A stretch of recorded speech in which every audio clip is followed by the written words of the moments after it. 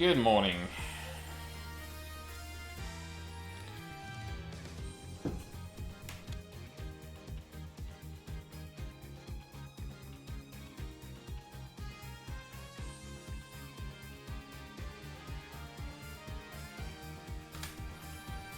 Okay, now I'm...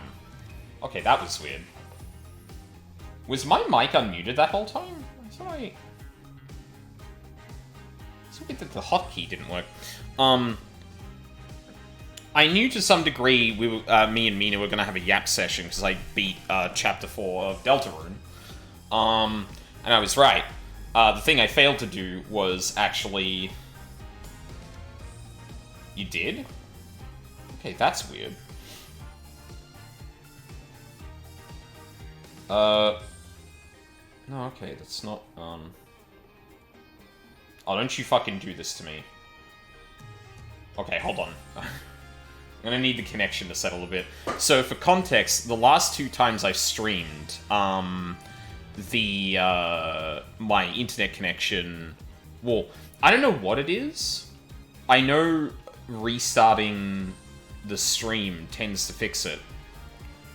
So I'm thinking it's either a routing or a Twitch problem. But I've had, like, major frame drops in the first, like, 5 minutes of stream. So, hopefully it's all good. But yeah, I was right, but I was up later than... well, I was up this morning later than I really wanted to.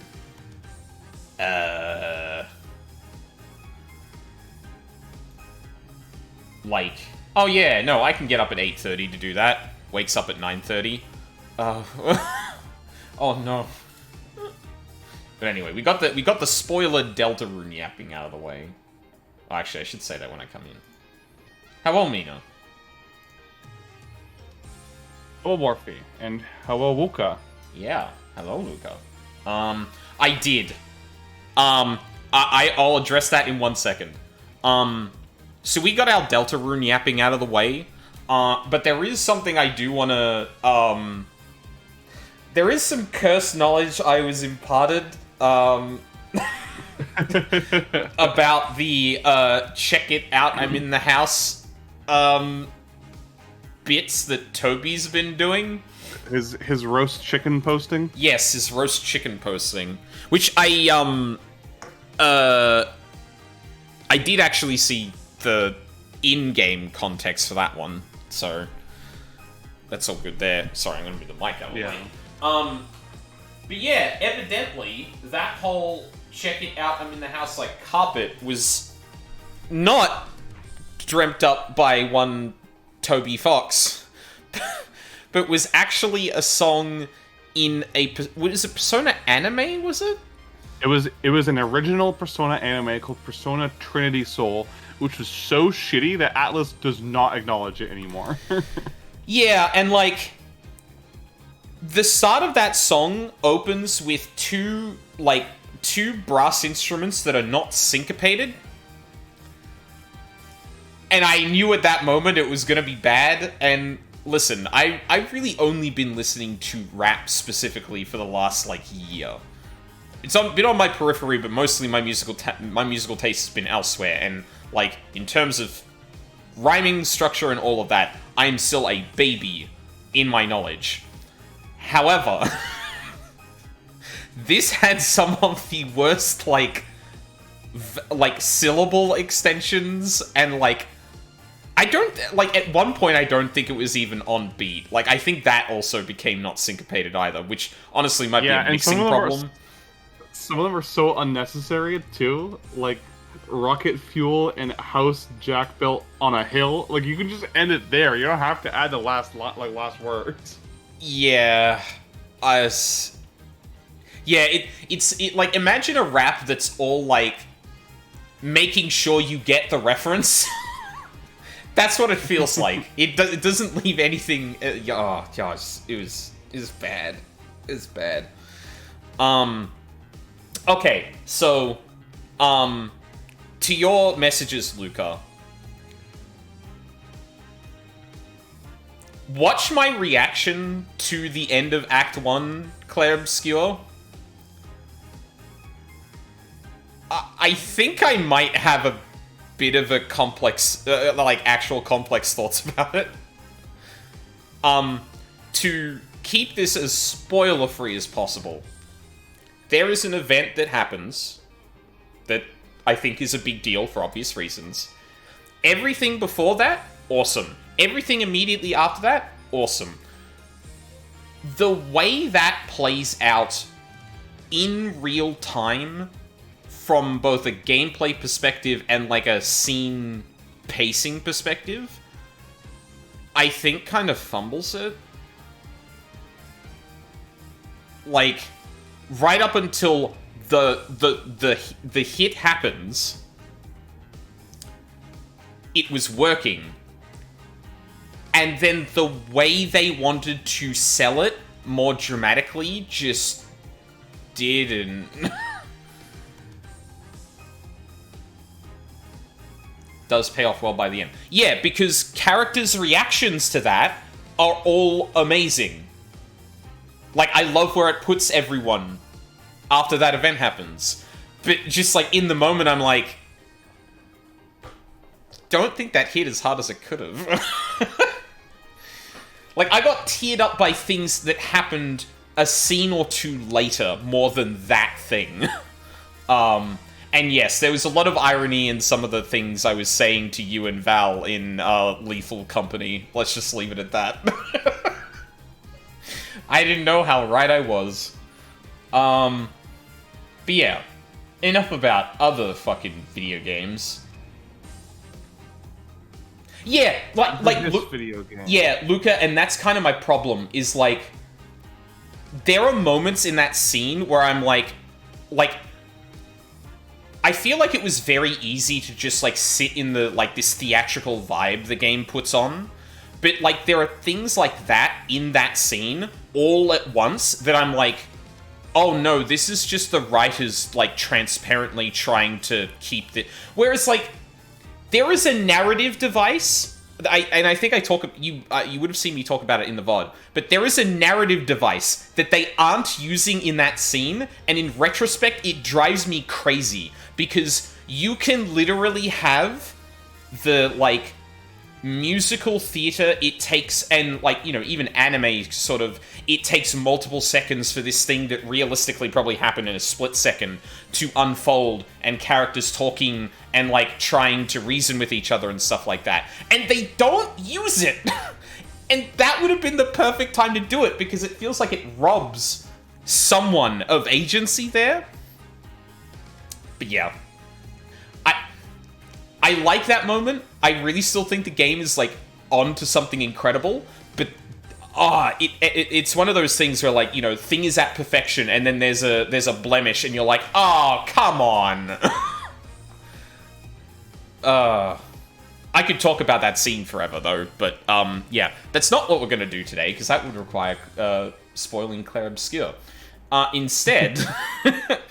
We're going to actually meet the prosecutor of Spirit of Justice, which I had been alluding to 2 streams ago, because I did not realize how long this fucking game was.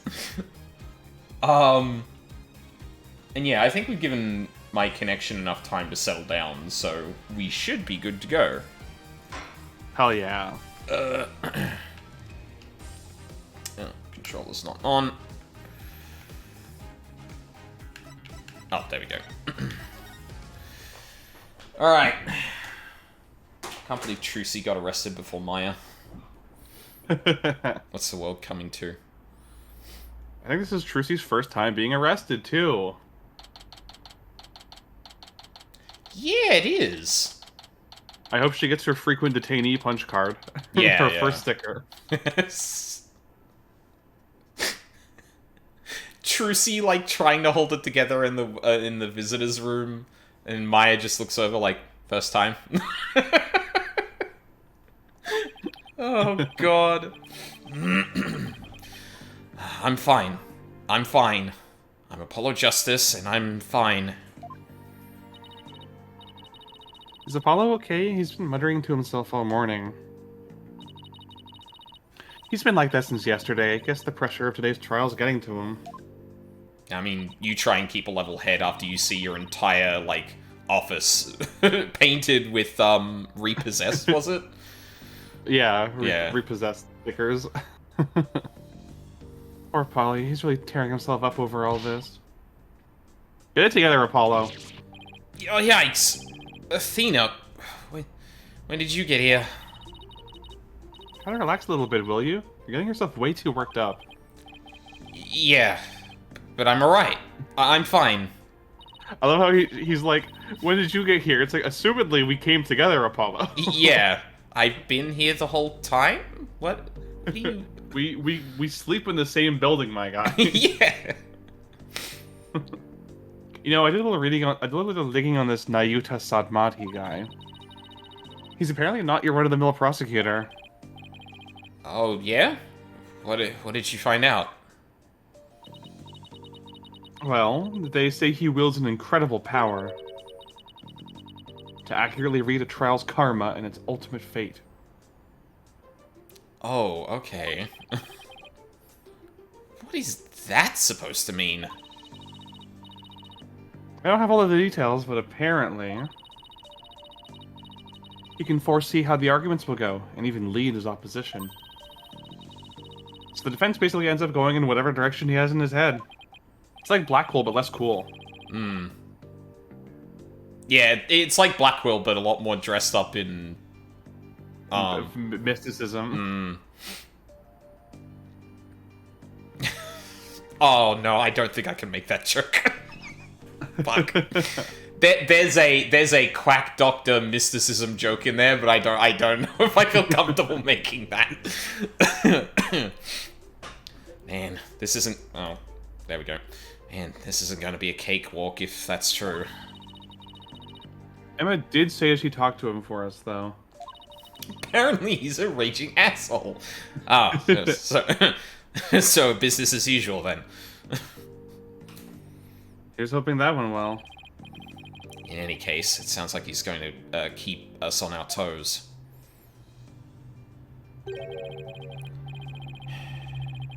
That's why I know you're ready. When I know I can leave Trucy in the office to you. Or why I know I can leave Trucy in the office to you. I believe in you, Apollo. Heem. Mr. Wright is putting his faith in me. I can't let him down now.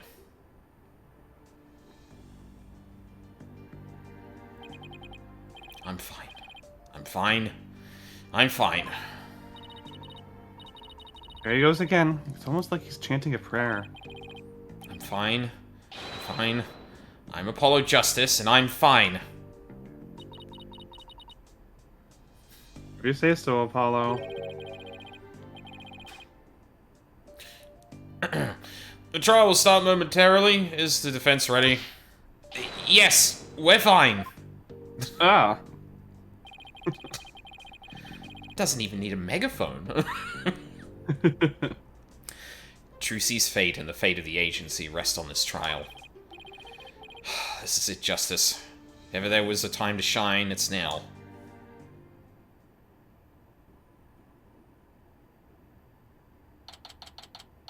I wonder if we're going to get an anime opening to this bit.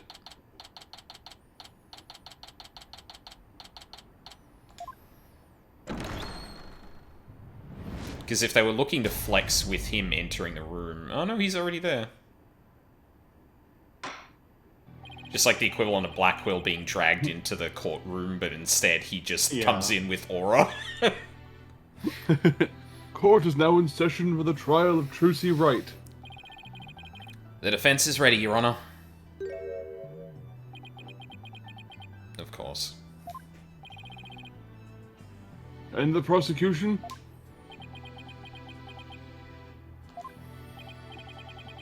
Prosecutor Sadmati? 1,000 pardons. It was rude of me to keep you waiting. I was praying for the victim. Oh, praying. Yes, I see. You're a Cryanist monk, correct, prosecutor? Yes, that is correct. I am but a lowly monk from the kingdom of Kurain. I beg in advance for the forgiveness and kind patience of everyone here in this court. I am unfamiliar with the proceedings of this country, and may make many blunders. He seems like such a gentle-mannered soul, doesn't he? Phoenix's ears are burning. Like, that feels so fucking aggressively like, I'm not gonna make the mistake of that other asshole that walked into our country. Cookie! Calm down. We don't know. I don't know that yet.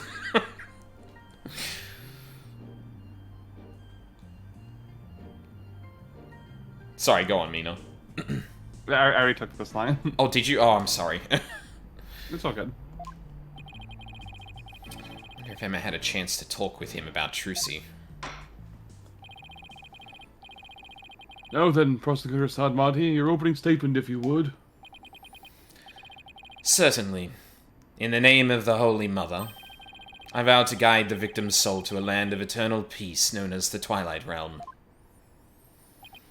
Now, let the last rites of the victim begin. Nayuta Sadmati. He's really been making a name for himself, apparently, but that nickname, Last Rites Prosecutor, wonder how that will come into play today. Oh my god. That's great. The incident took place in the middle of a spectacular magic show. The accused performed a magic trick in which she thrust a sword into a coffin. A coffin from which the body of the victim then spilled out, dead from a fatal stabbing. The victim's name was Manov Mystery. Fucking hell. Otherwise known as the Great Mr. Rias. I'm sorry, am I pronouncing that name correctly? Perhaps my English is a little rusty. My winter break started this past Wednesday and I've been chilling. Hell yeah. Yeah. Cold here too. His blood... Oh, nice. His blood was found on the sword that was used during the magic trick. Victim's real name is... His blood is on the murder weapon.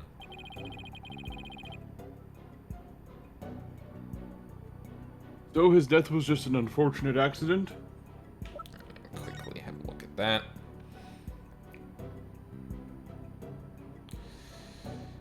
.30 a.m. Cause of death, shock as a result of being stabbed through the back with a sharp blade. Alright. It is only natural for one to assume as such, Your Honor. However, it was no mere accident, but rather a homicide. The prosecution's position is thus, that this was a murder made to look like an accident. Okay, I don't disagree with that so far. I see. And you believe this crime was committed by the defendant? After a thorough consideration of all possible scenarios, I unfortunately had no other choice but to conclude as much. So that's how it's gonna be, huh? I guess Emma couldn't convince him after all. Very well, and now let us hear from the defense. Naturally, we maintain that the defendant is innocent, Your Honor. If the defense wouldn't mind, could you please explain your reasoning? My reasoning? Well, I would have to say that my main reason is because I believe in the defendant. Oh, no. I see. So you find it difficult to come up with anything more concrete than that, do you? What a fine demonstration of the fact that you are indeed a lawyer of putrid mind. Putrid mind? Prosecutor Sadmati? Excuse me, but I... 今おまどもさましで足し抜けたれがせよそろか。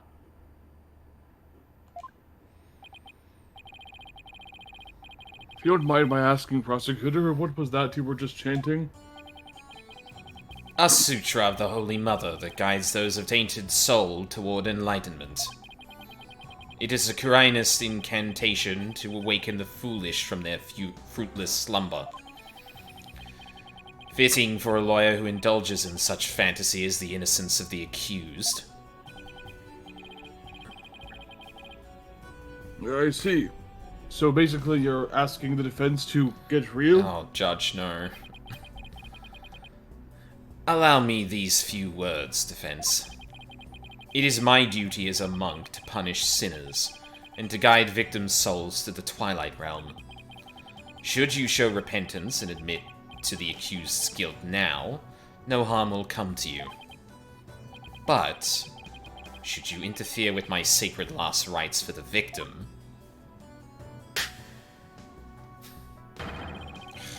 God damn it. Then I shall cast you down into the pit of hell, along with Trucy Wright. Now, wait just 1 minute here. Putrid pit of hell? Is that any way to address someone in a court of law? Prosecutor Sadmadhi, that may be the way you conduct trials in Khurain. But I would appreciate it if you would refrain from such charged language here. Your Honor, that was but a Quirinist sermon for those who have strayed from the path. Harsh words are often necessary to admonish contemptible deviants who cannot see reason. Oh, I see. I didn't realize. I guess they really do hate defense attorneys in Khurain, huh? He's like, he really did just say, Your Honor, it's my cultural right to be a dickhead. Yeah. If you won't let me bully people, then I'm storming into this courtroom right here and now. Quirinus monks read people to filth all the time when they're being accused of anything as slight as stealing. Is that not how it works here as well? Ugh. If the word putrid is banned, then I'm going to rage quit this trial faster than you can say. And then he says that weird chant again. Yep. By the way, that chant is it's a Japanese sutra pronounced backwards. Huh. And or rather not even a sutra, it's a Japanese phrase pronounced backwards. And the phrase, if I'm remembering correctly, roughly translates to, even the Buddha loses patience if you slap his face twice.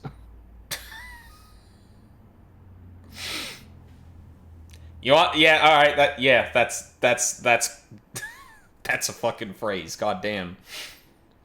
If I can't toss insults, I'm going to kill everyone myself. You mean I can't admonish the defense for being completely illogical here? This court system's beyond saving. Your Honor, are you racist? No? Then you'll allow me to say my mean little words. He, like, goes on a 5-minute... Like, well, I'm not racist. Are you racist, Mr. Justice? Yeah. Goes on a 5-minute rant. Sorry, cultural differences. Like, what the fuck do you mean, man? Yeah, see, within like 3 lines, you're understanding the gist of his character. Yeah. Even still, that was way over the top as far as verbal abuse goes. And the trial's only just begun. Well, defense, I suppose the way a prosecutor does things varies by country. Why don't we look at this as a cross-cultural exchange and try to be more open-minded about it? What? Bailiff, please bring in the first witness. Oh. They're back. Damn. Uh-oh. I thought she'd said goodbye to the Snackoos.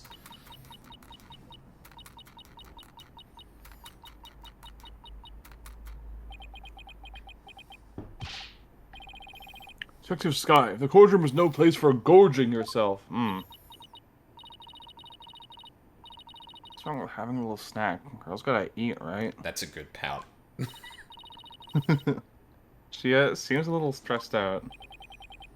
Detective Sky, your testimony, please. Yeah, about that. I just want to state for the record that I believe Trixie Wright's innocent. I'm sorry? Detective Sky, this path you seek to follow is misguided. Giving the wrongdoer false hope will only deepen her despair in the end. But I... Let it go, and move on. Acts which go against your duty will earn you divine punishment from the Holy Mother.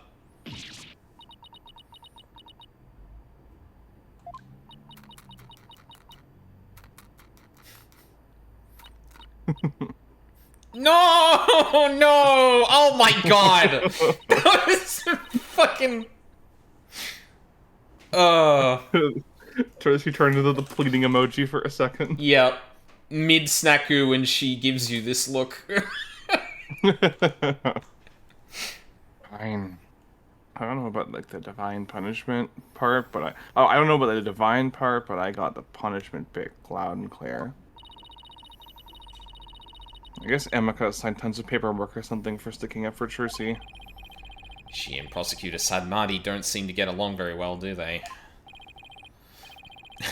Is this why Gumshoe quit? Shall we continue? The prosecution contends that the accused held a clear motive. The evidence, if you would, Detective Sky. Alright. Please take a look at this poster. They were going to cancel him on social media. Oh no, he's canceled. It's a Troop Grammary poster from 13 years ago. Hmm? Is it just me, or is it a little different from the one in Miss Wright's dressing room? This is a revised version of that poster. Oh, that's Apollo. This one says cancelled under Mr. Rios. Yeah, he said slur on Riot Live TV, so they did what they had to do. Oh, damn. That's right. Mr. Rios left the troop after the first version of this poster was printed. Is that a reason to cancel someone now, is it?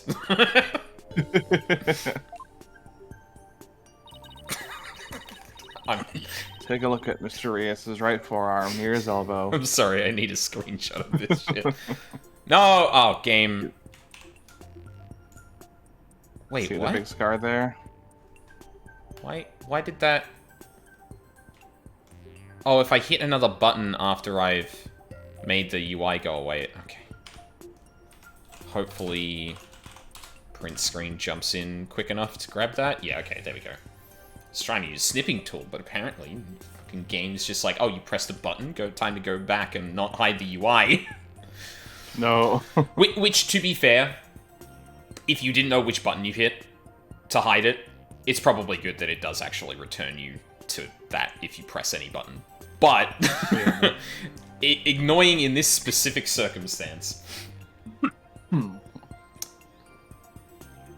I said this one already. Yeah. So... No, I need to cook on that a little bit more. He apparently got that when he made a mistake while practicing a magic trick. Ouch. That's quite a scar. Because of the accident, Magnifi Grammary concluded that Mr. Rios was too unskilled. It was a literal skill issue. Are we sure that wasn't deliberate? It does have his... It does look like an initialism. Just before the show was to open, Magnifi announced Mr. Rios wouldn't be appearing. But in defiance of Magnifi's decision, Mr. Rios tried to go on stage anyway. This, in turn, caused Magnifi to oust Mr. Rios from the troupe on the spot. I kicked Mr. Rios out? That seems rather extreme. Did he really have to go that far? When it came to magic, Troop Gramarye was so passionate, or should I say, extreme, about it, that it caused problems for them from time to time. Yes, they even caused this court a mountain of trouble with their extreme antics. Oh? What happened? Well, one of them abandoned his daughter in the middle of the courtroom, and, then one of the defense attorneys adopted her. May or may not be the defendant in today's case. I see. Sorry what this court system is. Oh, I'm sorry, I'm not meant to be using charged language.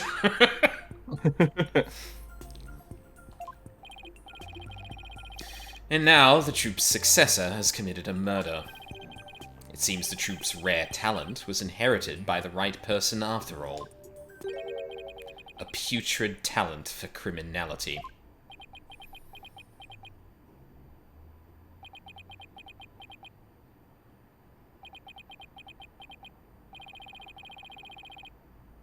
You sound rather extreme yourself, prosecutor. Criminals with impure souls do not deserve sympathy, Your Honor. Scum. Ahem. As I was saying... After his expulsion, Mr. Reyes apparently went on to hold a grudge against the troop. He would tell those close to him, I will get my revenge on Troop Gramarye someday. Revenge, That certainly sounds antagonistic. Cancelled. And then his chance for revenge finally came. If you would be so kind, Detective Sky. Guess I don't have a choice, do I?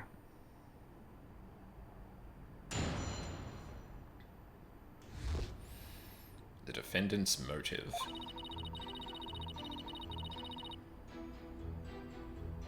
The victim planned to get his revenge on Troop Gramarye during Trucy's magic show.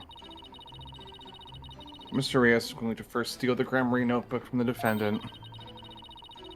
He then intended to reveal the secrets behind their magic tricks during the show. That was the victim's plan for revenge, and well, he did in fact steal the notebook. The defendant murdered him before he had a chance to reveal his secrets. By the time the accused had discovered the notebook's theft, it was too late. Her only option was to kill Mr. Reyes and make it look like an accident. Objection! That's nothing but conjecture. Objection! The victim's assistant, Bonnie DeFam, gave the police a statement. She testified that just before the start of the show, Mr. Reyes said, I'm going to reveal all of Troop Gramarye's secrets on stage today. What? Well, that isn't exactly a great starting point for a rebuttal, is it? You're telling me... Allow me to give you one piece of advice, defense. Oh? And what's that?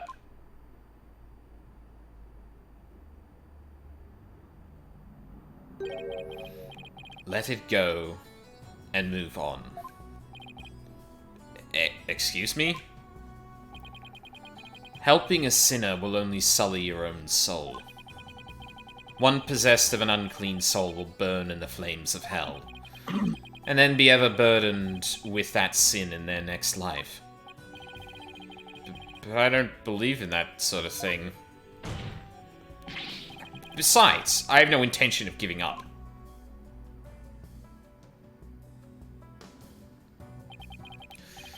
Oh, Holy Mother, grant me the strength to deal with this putrid lawyer. All actions have consequences, and yours will surely earn you the honor of being a mere stink bug at best in your next life. A stink bug? Oh, then, Mr. Stink. I mean, Mr. Justice, your cross-examination, please. God damn.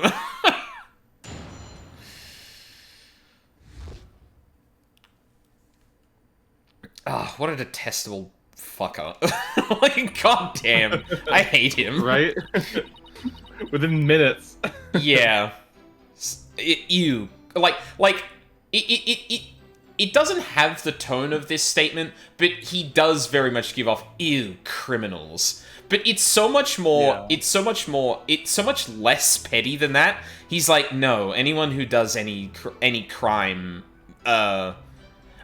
that's one thing I'd like to see if, like, there is, like, if it's just every single person who ever commits a crime has their soul sullied, or if there is, like, any grey area to that. Because at the moment, it very much seems like, oh, what, you littered in the street? Executed. Yeah, he's so vitriolic. Yeah. Ugh. Okay. The victim planned to get his revenge on True Gramarye during Trixie's magic show. Mr. Rios was going to steal the Gramarye notebook from the defendant. He then intended to reveal the secrets behind their magic tricks during the show. That was the victim's plan for revenge, and while he did in fact steal the notebook... I actually want to press this. Do you really believe what you're saying, Detective Sky? Do you really think Miss Wright killed Mr. Rios to stop him from getting his revenge? Of course I don't think that, but... Keep your private considerations separate from your public duty. I warned you about this very thing before the trial began, did I not, Detective Sky?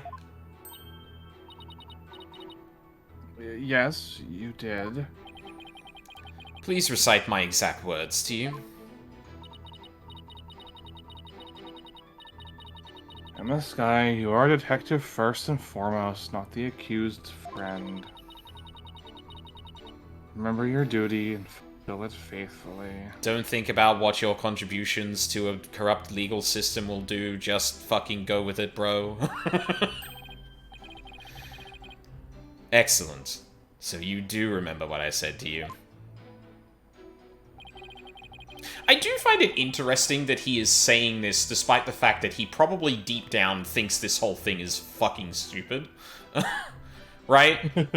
Like, because like, he hasn't said as much yet, but I would bet that he thinks the way the legal system is structured here is wrong. Like, you should not be thinking of a courtroom trial like this. He starts off with the pleasantries, but every time he is absolutely the kind of bitch to be like, oh yes, no, you'll have to forgive me for cultural misunderstandings, like implying that your way of doing this is not good, but I have to, like, at least adhere to it somewhat. But it's interesting that I think the impression I get from him is that, but he's simultaneously also saying to Emma, like, don't think about your role in this. Or, sorry, don't think outside of your role in this, it's not worth consideration. Which you'd think he'd be a bit more like, I guess it's not, like, beneficial to him in the courtroom. Maybe that's just the explanation for that, then.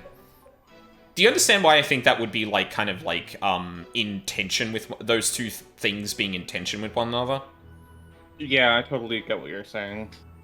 But I guess his point is not to disrupt the system, but rather to carry out his own justice within it. Which would mean that, okay, I don't really care if you...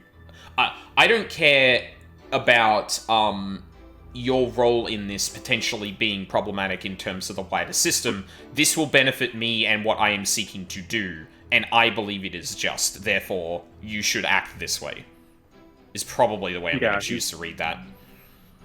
He's inflicting very black and white ideas of legality equals morality on people. Right.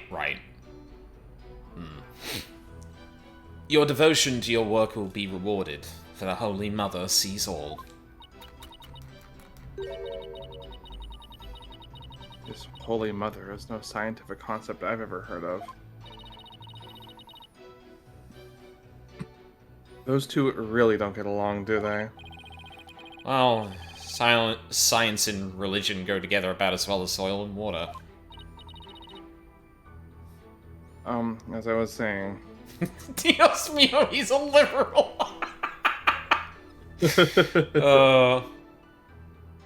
Just needs Scraggly Phoenix to be in the room doing that. Okay. What am I looking for here? Victim planned to get his revenge on Troop Gramarye during Tuesday's magic show. Mr. Rias was going to steal the Gramarye notebook from the defendant. He then intended to reveal the secrets behind the magic tricks during the show. That was the victim's plan for revenge. And while he did in fact steal... I really wish we'd gotten onto something about stealing the notebook, but... clearly that's not the way we're running with that. The defendant murdered him before he had a chance to reveal the secrets. Alright. When all else fails. Press. Yep. Revenge after all this time? It's been 13 years already. Why now? I know, right? I thought that was pretty sketchy myself. I mean... Damn, okay. Detective Sky, self-indulgent outbursts such as those will earn you divine punishment. In the form of a salary evaluation. Ah, no! Not salary cutting noises! No! Yep. I mean, this isn't literally training a witness, but like... come the fuck on. Wait, that's what divine punishment means? Let the detective have her snack. This humble servant of the Holy Mother shall explain. Over a decade ago, Troop Gramarye was at the height of their popularity. But then their reputation declined, and they had all but faded from public memory. Until recently, that is, when Trucy Wright sought to recapture their former glory. The defendant at such a young age, too. How impressive. Yeah, like Trucy... The Gramarye name and secrets going to Trucy in a very public court... in a court case, I would assume somewhat publicly. Yeah, would probably spur him on suddenly to think about that. Yes, the accused's skill at magic is undeniably impressive. If she hadn't fallen onto the path of sin, she would have had a bright future ahead of her. It's always sad to see such promising young potential go to waste. Now then, Detective Sky, how did Mr. Rias plan to get his revenge? And please put down the snackoos before you continue with your testimony.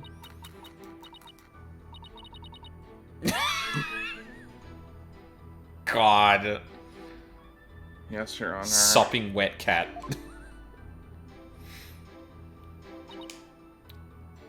He's gonna steal the notebook. What evidence do you have that... Oh, God. Why is that here and not on the other statement? Okay. He was going to do it. Why? Yeah, whatever. It's...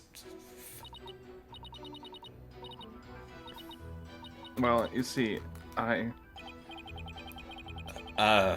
whenever you're ready, Detective. Fret not, Detective Sky. You have nothing to repent for. You should be proud of the fine forensic discovery that you made. Forensic discovery? And what did she discover specifically?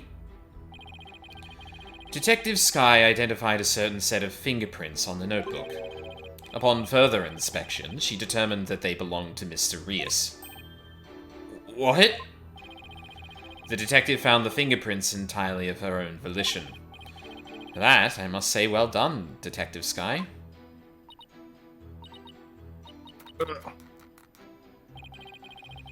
Get a little too addicted to using your precious white powder, did you, Emma? Don't bring that up in court, Apollo. I mean... Now, Detective Sky, I would ask you to explain.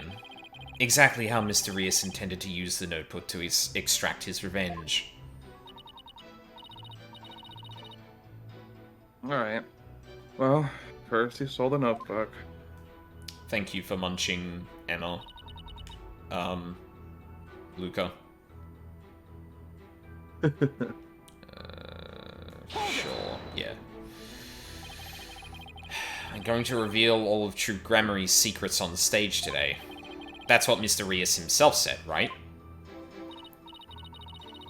Right, but he didn't really specify which Grammary secrets he was talking about.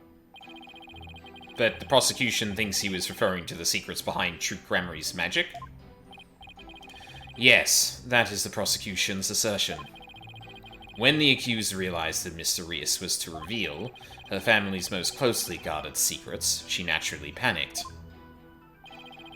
So basically, Trucy's notebook was hiding in Mr. Rias's things because he had stolen it himself?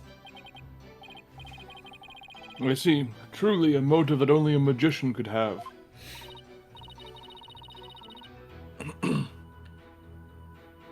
Yes.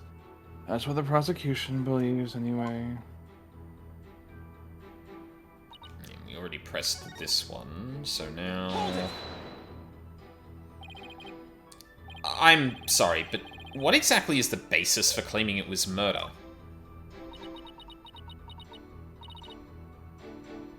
It's me. What?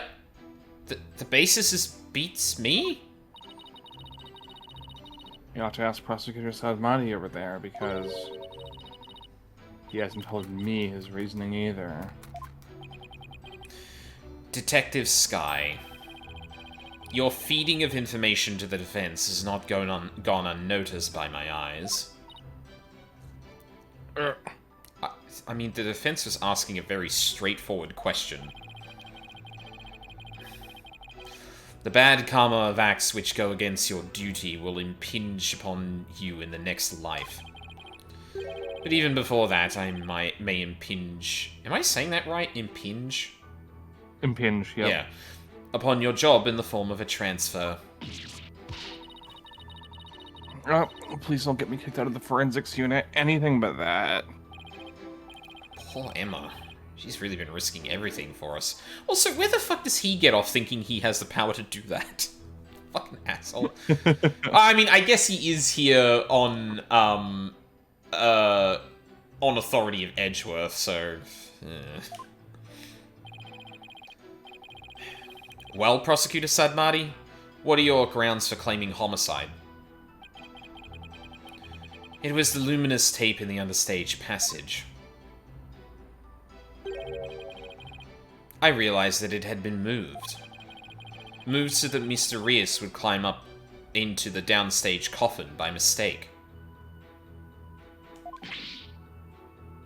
What? Mr. Rias, who is waiting in the understage passage, was supposed to have used the upstage ladder shown here on the left. He was to climb into the coffin that had been set up in the backstage area, after being turned into a stuffed dragon during Act 1. Mr. Rias was supposed to come back to life and emerge from that coffin. But the luminous tape had been moved to mark the downstage ladder. So the victim climbed up into the coffin on the stage itself by mistake. And this very, very good shot right there. Yeah. The very same coffin the accused thrust her sword into. And do you have proof that it was my client who moved the tape? But of course, Detective Sky.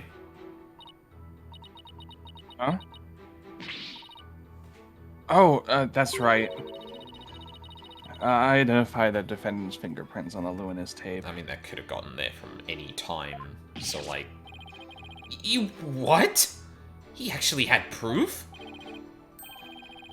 Well, defense, are you finally ready to let it all go and move on? Absolutely not. Detective, please add the information about the prints on the tape to your testimony.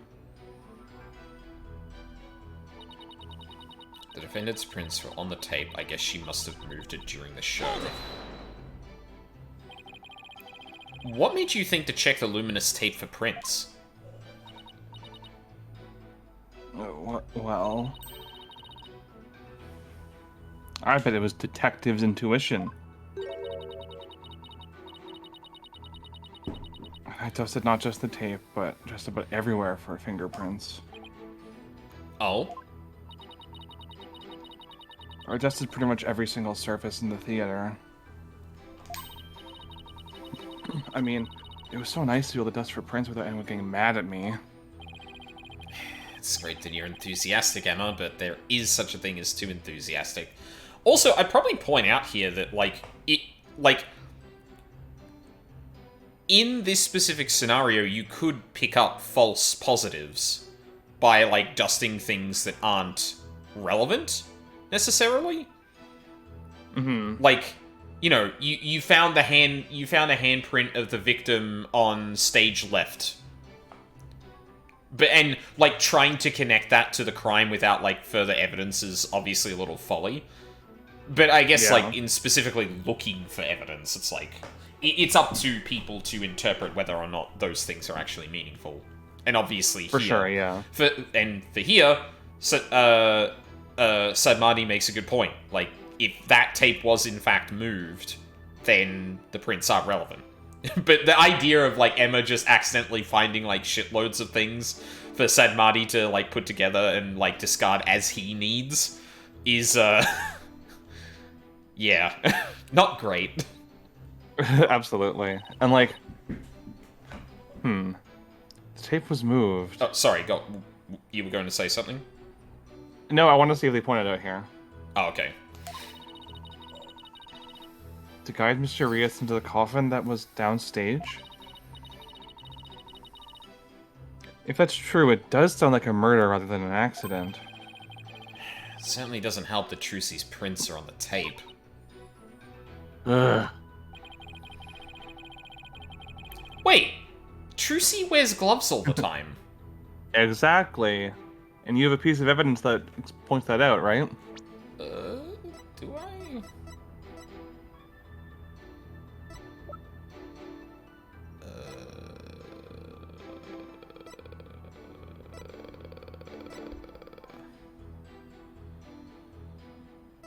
Is it the murder weapon that doesn't have any prints on it? Something doesn't have prints on it that we would have expected to have prints on it. I don't remember. It was the coffin, yeah. Oh, it was the coffin? Yeah. Oh shit, which piece of evidence is that? I think the fingerprinting record, because it says whose prints were on it, but Trucy's pointedly weren't. Oh, yeah.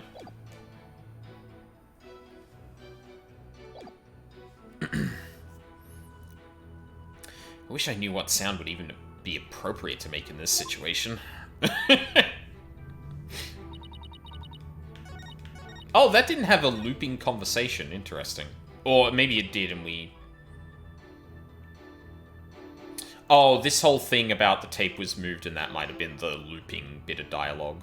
Or the dialogue that loops you back into the thing. Yeah, I'm going to present that. Objection! Hell yeah. That's a nice... that's a clever bit of, hiding evidence. Or, that's a clever, contradiction because it's the absence of evidence. Yeah. I'm sorry, Detective Sky, but there's a flaw in your testimony. Oh. Really? The prosecution is claiming that Miss Wright moved the understage tape during the show, in order to guide the victim into the coffin below, downstage. But it doesn't make sense that she would leave prints on the tape at that time. It doesn't? Please consider the fingerprinting results of the main coffin, which shows that not one of my client's fingerprints was found on it, on or in it. That's true. We didn't find any of her prints on that coffin. Huh? I think you've realized what the flaw in your testimony is. Claiming Miss Wright left Prince on the tape during the show is inconsistent with the facts. Because she was wearing gloves during the show. Oh. She must have left the prints sometime before the show started. In other words, her prints do not prove she moved the tape to mislead the victim. The prosecution's investigation was insufficient. Oh my. But on a personal level, I'm very happy about that. Well, Prosecutor Sadmadi, if the defense's argument is true, then you have no evidence that the defendant moved the tape to deceive the victim. I see. Apparently, the defense is more intelligent than I had thought. More than a stink bug, at any rate.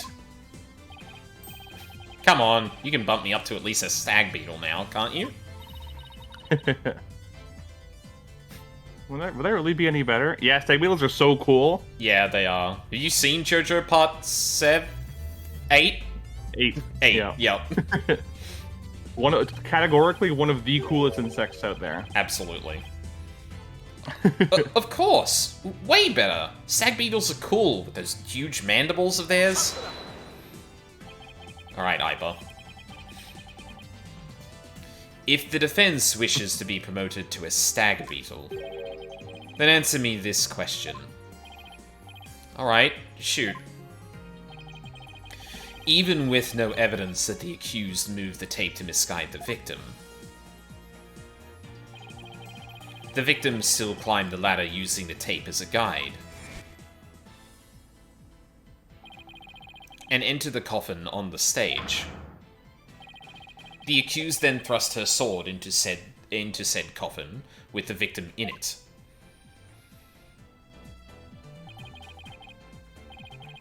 So what you're saying is, the fact remains that the victim was stabbed to death, right? Precisely. However, this does drastically change one aspect of this case. If the accused did not lead the victim into the coffin on purpose, then it means the victim's death could have been accidental. If it was indeed an accident, the defense can argue that it was involuntary manslaughter. I see. If it was involuntary manslaughter, they could plead extenuating circumstances. The severity of the crime could be mitigated. Defense, if you believe the accused did not murder the victim, then do you argue that it was an accident? This is it. The all-important question. The defense argues that Mr. Rios' death was murder. The defense maintains that the defendant is entirely innocent. We believe that it wasn't an accident, but murder. And what's more, we believe it was committed by a third party. A third party? As in, the true culprit is someone else?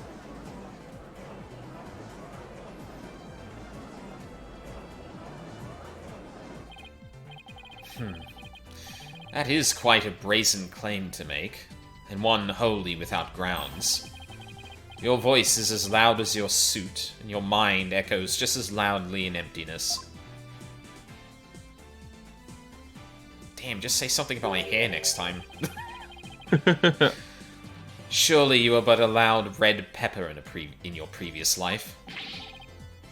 I've been demoted to vegetable? Wow. I didn't know a person could be reincarnated as a non-sentient plant. I was a red pepper in my previous life. Please see my new isekai. Reverse isekai. Oh my god. Apropos of nothing, if you haven't played Tactical Breach Wizards, you should play Tactical Breach Wizards. There's a really interesting character that has a kind of a reverse reincarnation thing happen to them.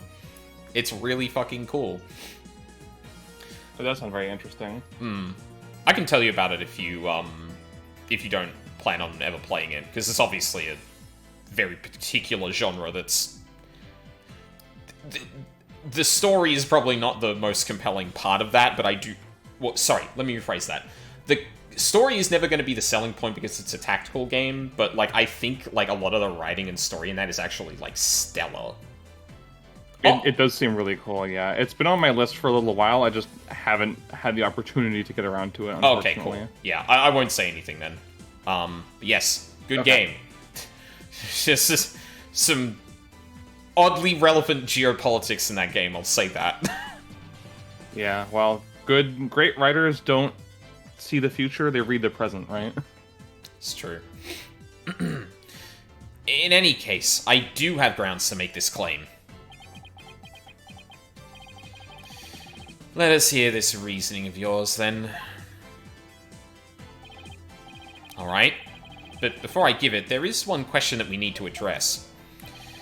If the victim was killed by some third party, then the sword the defendant thrust into the coffin wasn't the cause of death. If that's the case, then how did we wind up with a dead body inside the coffin?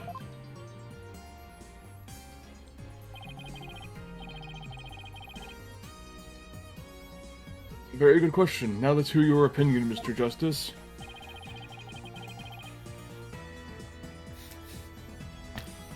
How did the victim's body wind up in the coffin? It was magic. He was killed in the coffin, or he was killed under stage.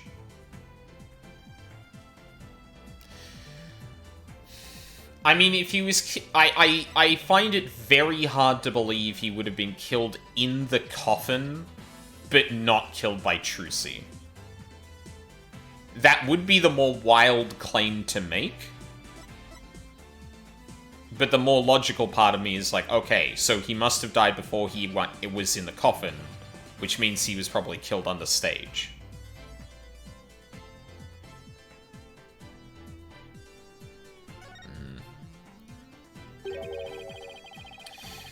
What if the victim was killed under the stage before being put into the coffin?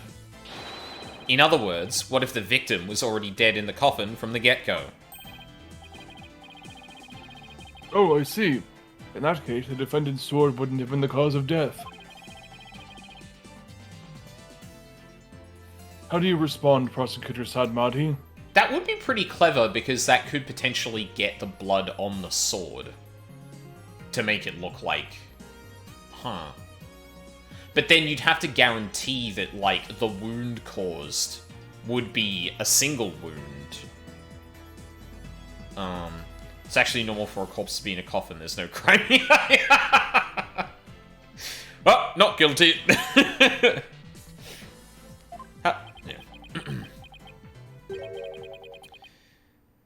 That is the third time.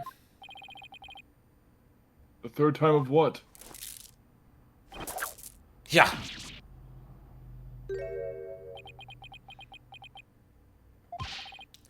What the heck is this? サトライマオマどもさましでたし抜けたれガセよそろか Ow, my head! What do you think you're doing? Even the merciful Holy Mother loses patience if she is struck 3 times. And that's where the backwards phrase, I imagine, comes from. Yeah. That line was obviously inspired by that, yeah. Since you never learn, you needed to be punished.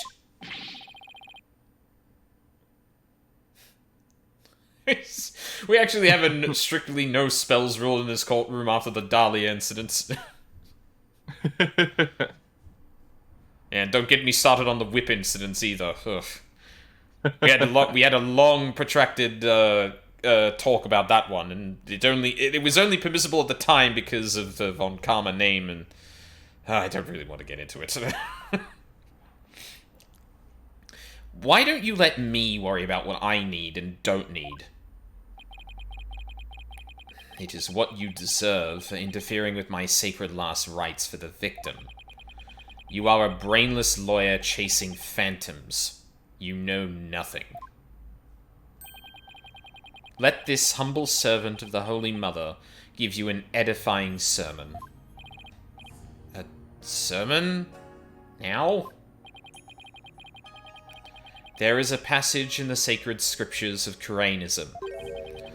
A cornered frog will swallow even a snake. Huh? Cornered lawyer has unexpectedly struck back hard against the prosecution. Did I get it right? No, for I am not done with my sermon.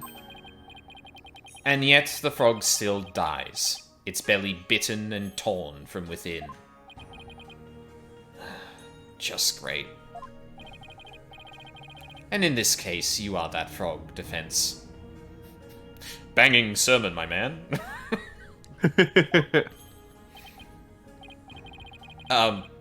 What exactly is your point anyway? Let us assume for a moment that the victim was killed under the stage. Who, then, had the opportunity to do so during the show? Yeah, Trucy was under the stage for a significant amount of time before he appeared. Let's see, the people on the show were Bonnie DeFam, the victim Mr. Rios, and Trucy Wright. Bonnie DeFam was on stage throughout the entire show. As easily... I think I talked to you about a theory off-stream, Mina, about this. Yeah. Mm-hmm. Okay. Mm-hmm. As easily confirmed by the footage from the show. Which leaves us with only one suspect, Trucy Wright. Now do you see? The accused killed Mr. Rios as he waited on standby in the understage passage, and then placed his dead body in the coffin above, thus making the murder look like an accident. No!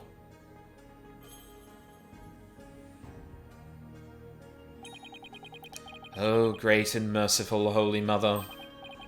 Thus another putrid mind has been guided toward enlightenment. I can't believe I swallowed his trick question whole.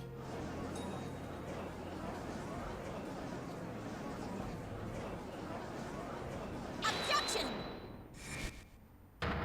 Oh, yeah?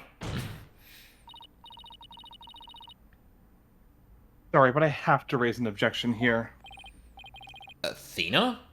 What are you... Something I want to point out, Apollo. And who might you be? You strike me as a mere child in countenance.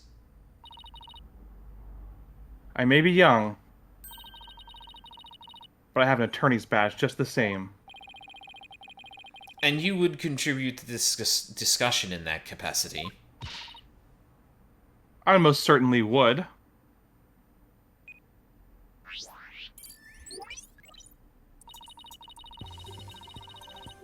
You just argued that the defendant killed the victim under the stage. But let me remind you that Ms. Wright is a girl. Okay, Athena. Clearly. Surely you didn't raise an objection simply to point out such an obvious fact. Your Honor, please send for this little child's guardian to come take her home. Hold it! Boy, I'm not done with my sermon. Who is this lost, oh fuck, I forget the rest of the line. Shit. Sassy lost child. Yeah, who is this sassy lost child who walked into the courtroom? You don't need to talk like Prosecutor Sadmati, you know? Listen, if the victim was killed in the understage passage, then his body would have had to be hauled up to the stage, right? However... Oh, hold on.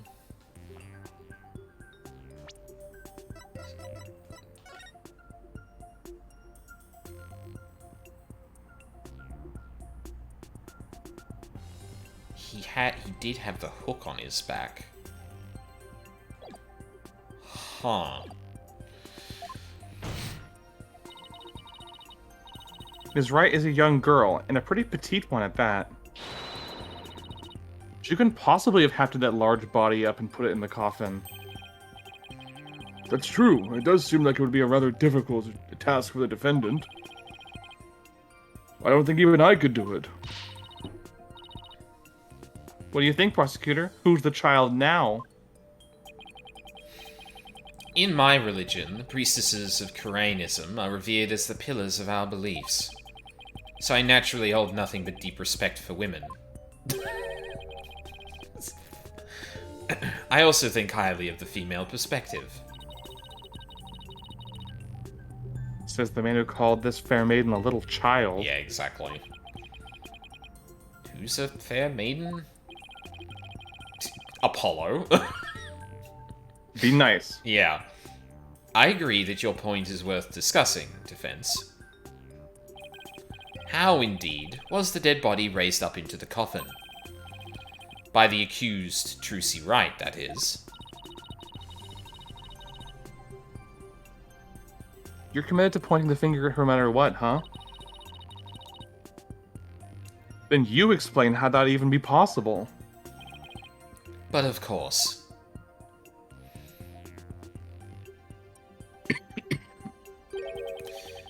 There was a way for even a small creature like her to raise the victim's body. Huh? Wait, you really can't explain it? Name 50 women that you done. No, he turns it around and does the fucking Northern Lion, like, fuck it, I'll name 500 or whatever. I foresaw that our arguments would come to this, so I have prepared a witness. Well, I admire your readiness, prosecutor. It is really not that difficult when one can read the ultimate outcome of any trial. You couldn't have really predicted things would turn out like this, could he? It's pretty hard to believe.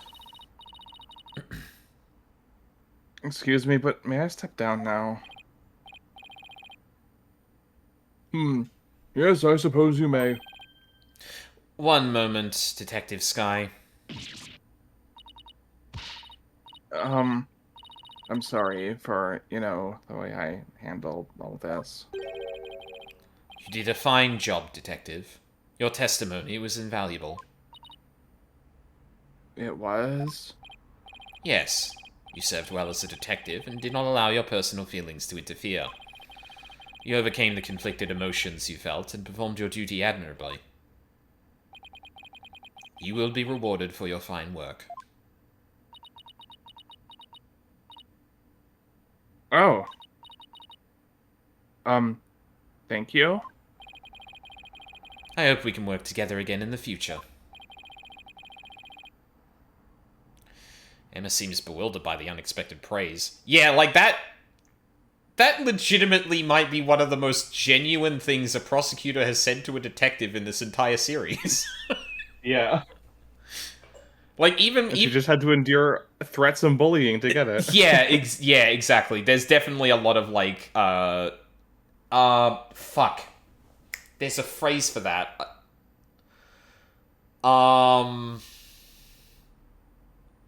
It's not gaslighting, but it's a like a subset of that. Pardon? Love bombing? What? I mean, it's kind of maybe. No, love bombing's a little bit more like positive, and then nothing. Oh no, sorry, that's not true. That's just it's coupled with ghosting a little bit because that's like a. I have an association between those two for reasons I will not explain on the stream. But yeah, that is just heaping positive praise or positive words and stuff like that. Yeah, I think I was thinking more in tandem of the, like, very straightforward, curt and cold behavior, and then immediately being like, oh, but you did a good job kind of thing. Yeah, I got what you mean. Yeah. Like, gaslighty feels close, but I swear there's an actual, like, term for that that's not coming to me right now. Yeah. But yeah, like, I guess he's a pretty nice person, like they say, as long as you're not up against him. Now then, let us call the next witness.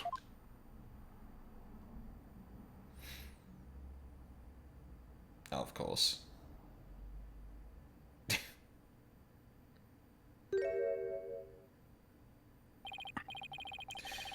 Witness, please state your name and occupation. Hello, ladies and gentlemen of the court. It's very nice to meet all of you. I'm a lagomorphing illusionist from the land of fairy tales, Bonnie DeFam. I can't wait to do some magic tricks for all of you. Please, witness. There is a time and a place for all things, including magic. But it would be okay if I just do a little magic, right? Come on, please. Look, everybody's waiting. Now's my chance to shine.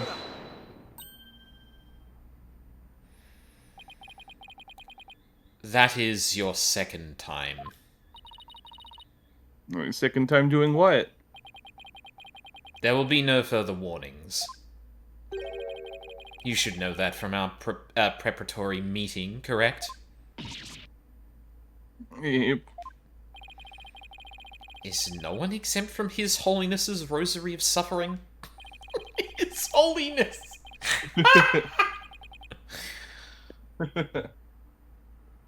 Do we have your testimony, witness, once you've recovered from your disappointment? Well, as a huge fan of Trucy's, I don't really want to testify against her. But I guess I have to, don't I? As a huge fan of Trucy's, huh?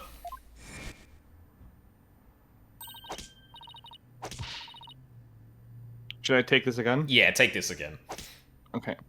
I hate her. I loathe her. I can't stand that Trucy, right? Just because she's a little good at magic, she thinks she's all that. So this is exactly what that sniveling brat deserves. Sure, you're a real fan, alright? Of destroying Trucy, you mean? Got him, brain. Owned. The understage passage. Apollo, why are you looking so proud of yourself? I really can't believe that Trucy killed Mr. Rias. I guess it's possible for a small girl to lift a dead body up if she used a stage lift. Is it possible? Could Trucy really have... If Trucy did use a stage lift, I think she must have used stage lift number 2. I was on stage for the entire show, by the way. Just saying that, just Yeah, in case. apropos of nothing. No, she couldn't have used stage lift 2. Yeah.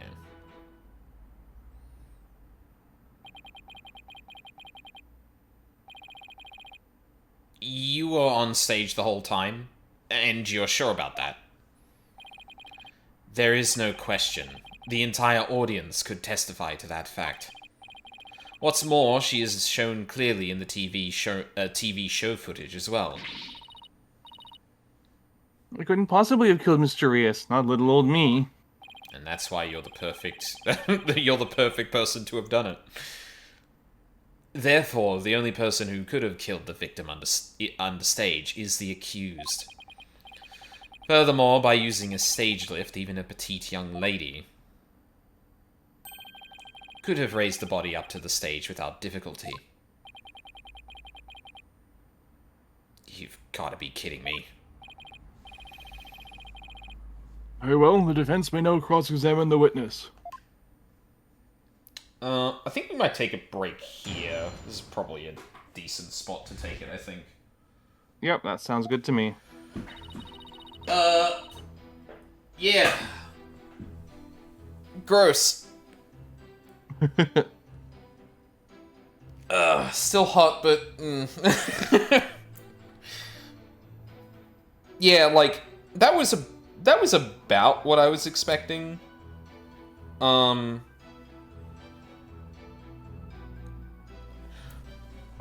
the bit that I do find interesting is definitely like, and I don't know if this is something the game is going to comment on, but I do find that little tension I described earlier, as well as like him actually actually praising Emma to be interesting wrinkles to things. Like, it wasn't stated outright that he is nice to people that do follow the ways, aren't criminals, blah, blah, blah. But you could kind of infer that from, like, the reputation he was talked about having. So it's not that surprising, ultimately, but yeah. I guess it's like, it's what it is doing is, like, making the tension the player feels with this person be a lot more specifically his ideology in that, and how that affects things, and not just because he is also or I want to say this is a tenuous thing to say, but like, he has shit outlooks, I think, and ideologies I think are bad, but he is not a bad person. He is just incredibly dedicated to that thought process. Whereas, like, you know, some of the prosecutors have, like, had other things about them that's just like, like, more I guess more superficially negative traits, if that makes sense. Yeah, I get you. Yeah. Yeah, this case is... I can tell this case is going to be a doozy already, because, like... I feel like the thing we're going to have to try and talk about is, like, if that, Oh my god, I forgot the name for it again, even though, we made the, you know, masked lesbian joke about it last stream. The thing on Rias's back? Oh, the carabiner. That's the one, yeah. I think at this point, the trajectory of this is definitely like, okay, can you lift... the body couldn't be lifted up by the stage lifts because of circumstances, but, oh my god, words. Couldn't be done by the stage lift, but you could have used, like, the pulleys to do it. Right. Because there is that thing on his back.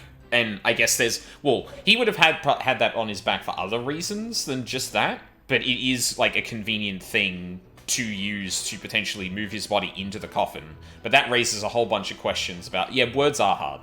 Luca, you're right. That raises a lot of questions about, like... There are only two. One of them was the dragon. One of them was Mr. Hat. How could that possibly have worked? Especially when we clearly have evidence that Mr. Hat was definitely pulled up into the rafters with, like, the torn cloak and that. Which, I think Rias's cloak might also be torn, but... Or it's just parted in the middle at the back there. I'm curious if that'll ever come up. Yeah. But yeah, I guess we'll find out when we come back from this break.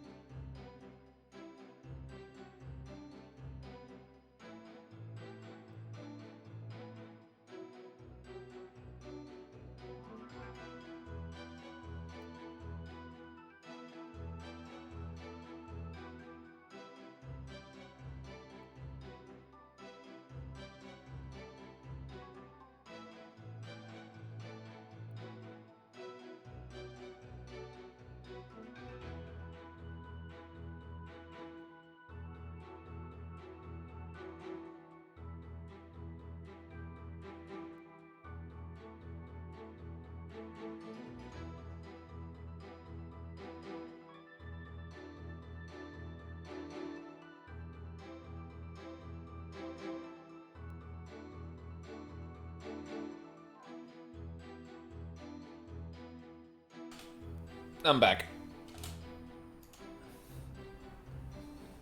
My hotkey did work that time. I wonder why that failed before. Strange.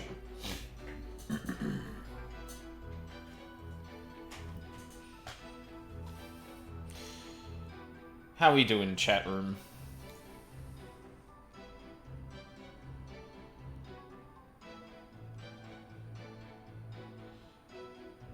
I've really gotta,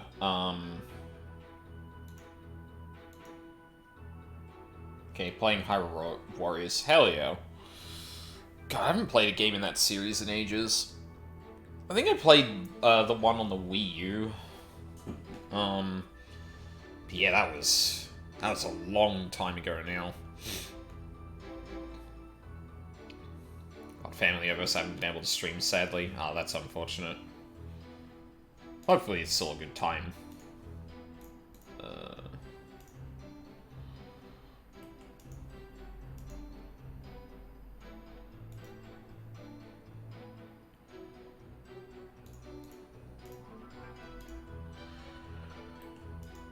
Oh, excuse me.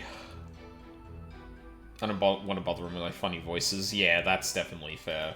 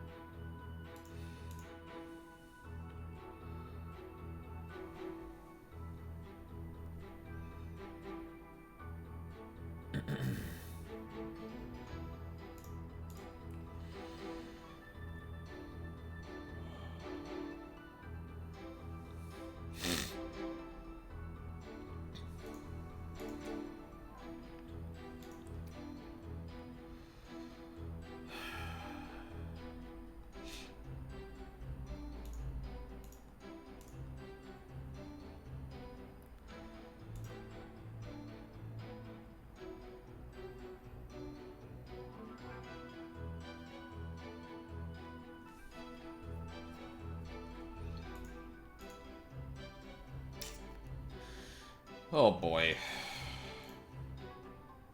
If the Historic Times could, like, lay off for a minute, I'd be really happy.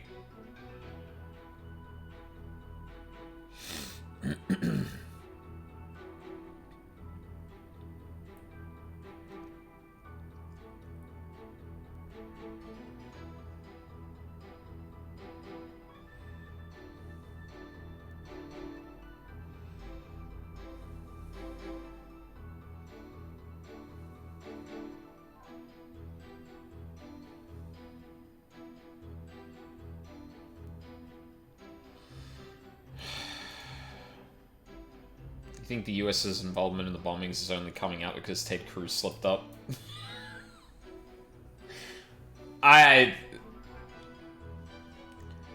It would be very funny if that was part of the reason.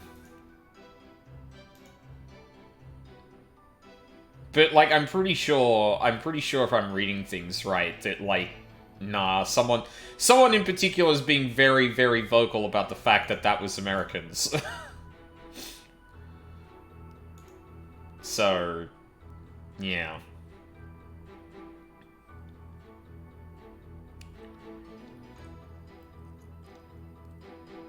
Hello, I'm back. Welcome back. God, I can see by the chat that I sure would love to stop living in unprecedented times. Yeah, I was kind of looking at Blue Sky a little bit to kind of, you know, because, yeah, I didn't really have much to talk about there. I was just trying to, like, jog my mind into saying something. And it was just like, man, if we could just stop living in unprecedented times, that'd be fucking great. it really would be. And I do realize, like, the irony of, like, well, I guess, like, you know, my discomfort about this is, like, fucking next to nothing about what's actually going on, but just, like, yeah, whatever. I don't want to talk about it on this stream. Alright. let's get back to testimony. Okay, hold on. Let me start from the start. I really can't believe that Trucy killed Mr. Wright. I guess it's possible for a small girl to lift a dead body up if she used a stage lift. Is it possible? Could Trucy really have? Trucy did. You think she must have used stage lift 2. So, what did we have on stage lift 2 again? Had to move out of the way during the show since it was already all the way up. Objection! No? Isn't the witness's statement inconsistent with this piece of evidence? No, it is not. No, it is not. Let it go and move on. Alright, I'll let it go and move on. Not before you take this penalty with you. Because all you have for it being up was Trucy's, like, word. Yeah, I suppose that's true. It'd be very easy for the prosecution to be like, well, it was up because she used it to move the body. Yeah.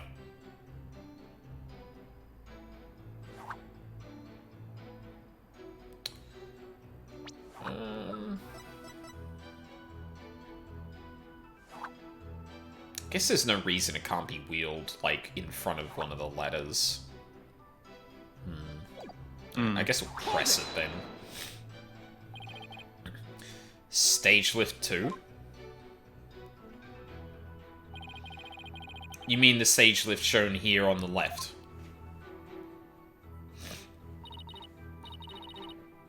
That's right. With a stage lift, I think even a small girl could easily lift a dead body up onto the stage. And so that makes her the murderer, in your opinion? Of course not. I believe in Trucy. Like I said, I'm a huge fan of hers. Oh, brother. How long is she gonna keep this act up? Defense. What position was Stage Lift 2 in after the show? Let's see. If I recall, it was in the fully raised position. Ah! And the reason why it was fully raised is because the accused used it to lift the victim's body. Wouldn't you agree? Feel free to slowly mull it over while you roast over the flames of hell, you evil red pepper. So now I'm also evil? Yes, people who defend criminals are ontologically evil. It's that fucking... I just pictured that Columbo fucking face with someone where someone edited in me. Actually, hold on. That might not be. Columbo ontology.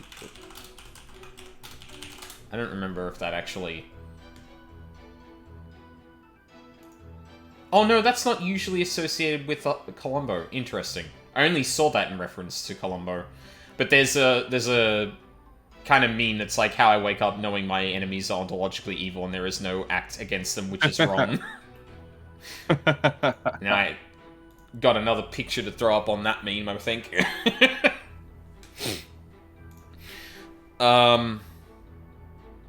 Okay. Yeah, I guess we go front to back. You said you were a huge fan of Trucy's, isn't that right? Oh, yes. I even became a magician because I wanted to be just like her. The first time I saw her, she was performing at the Wonder Bar. She was only in junior high back then, but she got up on stage with tons of confidence. And then she proceeded to win my heart with her astonishing tricks and winning smile. She certainly sounds like she means all of that. So, finally being able to perform with her must have been quite a treat for you, right? Oh, yes. After all, it was my chance to have her see me. Not just as a fan, but as a fellow magician. Benui. Benui. But then that horrible accident happened. That's the third time, by the way. It was not an accident. It was murder. Witness, please explain if you would. How a small young woman such as Trucy could have raised the body. It's possible for a small girl to lift a dead body up if she used a stage lift. What makes you think it would be possible? It's not like you tried it yourself, right? Well, Actually, we did try it for ourselves. You did? Detective Sky, if you would. oh. So that's why you made me do that. Detective Sky, what did he have you do? A prosecutor asked me to, like, try raising one of the male police officers with a stage lift. Without a single word of explanation as to why he was making me do it. You're kidding. It's as if he really can foresee all of our counter-arguments. Or this man is like the first fucking prosecutor that's actually thought through things, like, incredibly thoroughly. Well, I suppose most of the prosecutors are good at looking into things to an extent. This is the first person I feel that's gone through, like, incredibly thoroughly. Yeah. And usually there's reasons why they don't look into it further. Edgeworth just, you know, making shit up, going with it. Francisca, like, there's a certain amount of hubris to most of the prosecutors where they think through it to an extent and then be like, no, but that's a finish. And this feels like the first person that's just gone and gone and gone and gone and gone and gone. Yeah, absolutely. Like, to the point that he is doing the shit that, like, Apollo and Phoenix shouldn't be doing as lawyers, if that makes sense. Yeah, I get you. I mean, lawyers in this universe, lawyers in real life are not allowed to conduct their own investigations. Correct, yeah. Do not underestimate this humble servant of the Holy Mother. More like haughty. That's good. I guess that means Trucy could have lifted the dead body up. Does that mean... Hold it! I guess we should press this for posterity. It is what possible? Could Trucy really have what, Mr. Pham? Please finish your sentence. Well, Don't try to beat around the bush. Come right out and say it. Why not tell this court what you really believe? What I really believe, of course I don't believe Trucy could ever commit murder. Such an amazing and wonderful magician would never do such a thing. But taking all these facts into account, what else can I think? I know of at least 3 other unflattering things you really think about Trucy. How can you attack this girl when she is obviously speaking with reserve? There is such a thing as reading between the lines, Mr. Justice. It's sad how the youth of today lack the ability to do such a basic thing. When he actually clocked onto the fact that he's, like, trying to egg her on.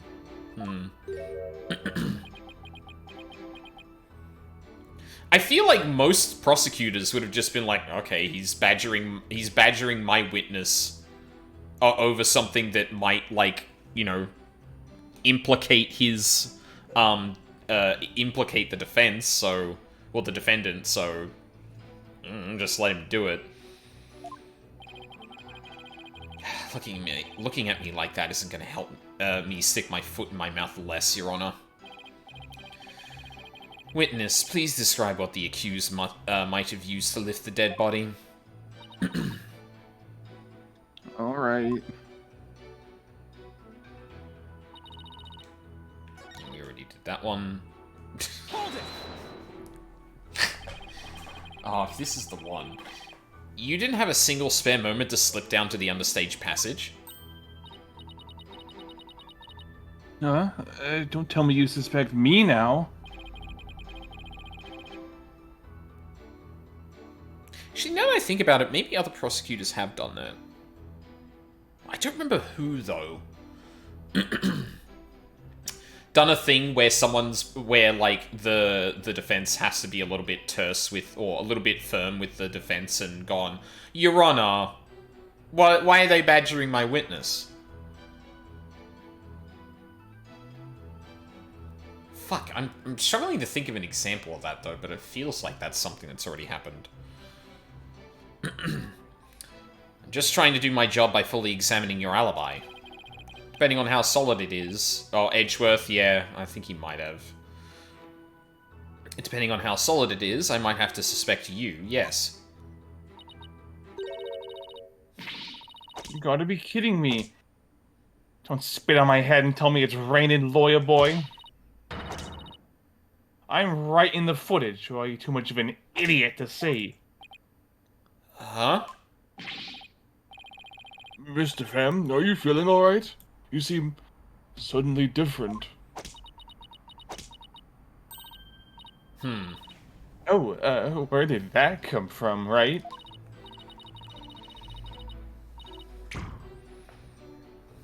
Oh my, I seem to have snapped there for a second, didn't I? You didn't just snap, you broke character just now. In any case, I was on stage the whole time performing magic. I mean, you saw me in the footage, right? My dazzling and flawless performance.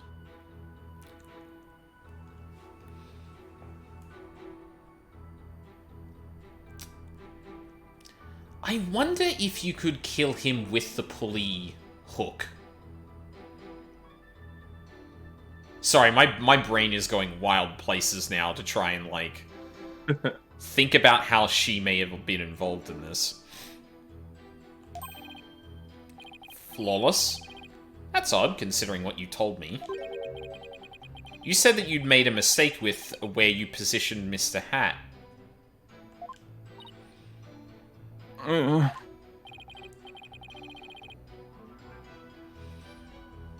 Mr. Pham, to what is the defense referring? Well, I made a little mistake on stage. I was in charge of operating Mr. Hat, you see. According to the script, I was supposed to place him to the left of the coffin.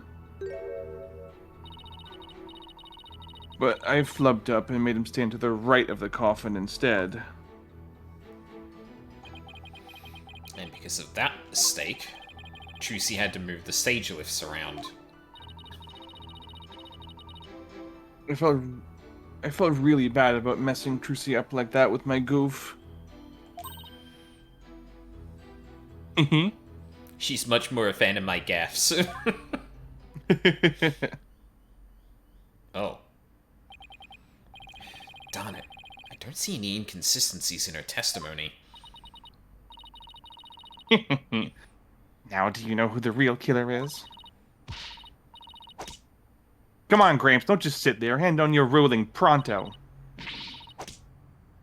Do it quick before you keel over up there. I beg your pardon? Oops, what's gotten into me? I'm so sorry. I give her another 5 minutes before she tears off that mask. Well, defense? Are you ready to let it all go now? Of course not. I'll never give up. I see. I suppose this, too, is fate. The sacred scriptures of Kuranism describe a variety of hells for the damned. Oh my god.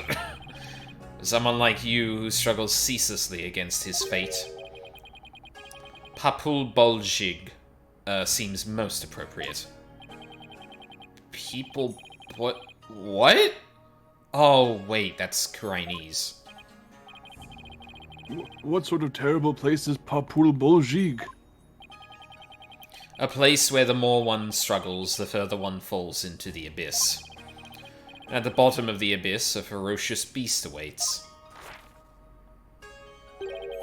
Think of it as something akin to an antlion sand pit trap. Oh, there's one of those in my backyard. Oh, so doom-scrolling, god. Wow, crying in hell is closer to home than I thought. Now then, it would appear that the witness's testimony supports the prosecution's claims. That the defendant is the only one who could have killed the victim under stage. How are we supposed to get out of this jam? Hey, Apollo, if you can't find any contradictions, maybe it's time to use analytical psychology. Oh no. You mean... I heard some discord in Bonnie's voice while she was testifying. See, Witch is picking up on the noise in her heart, too. That's right. Athena can hear things others can't with her super-sensitive hearing. She can hear the emotions people suppress as a kind of noise or discord in their voices. Alright, Athena. Let's give it a try. You got it. Hold it! Your Honor,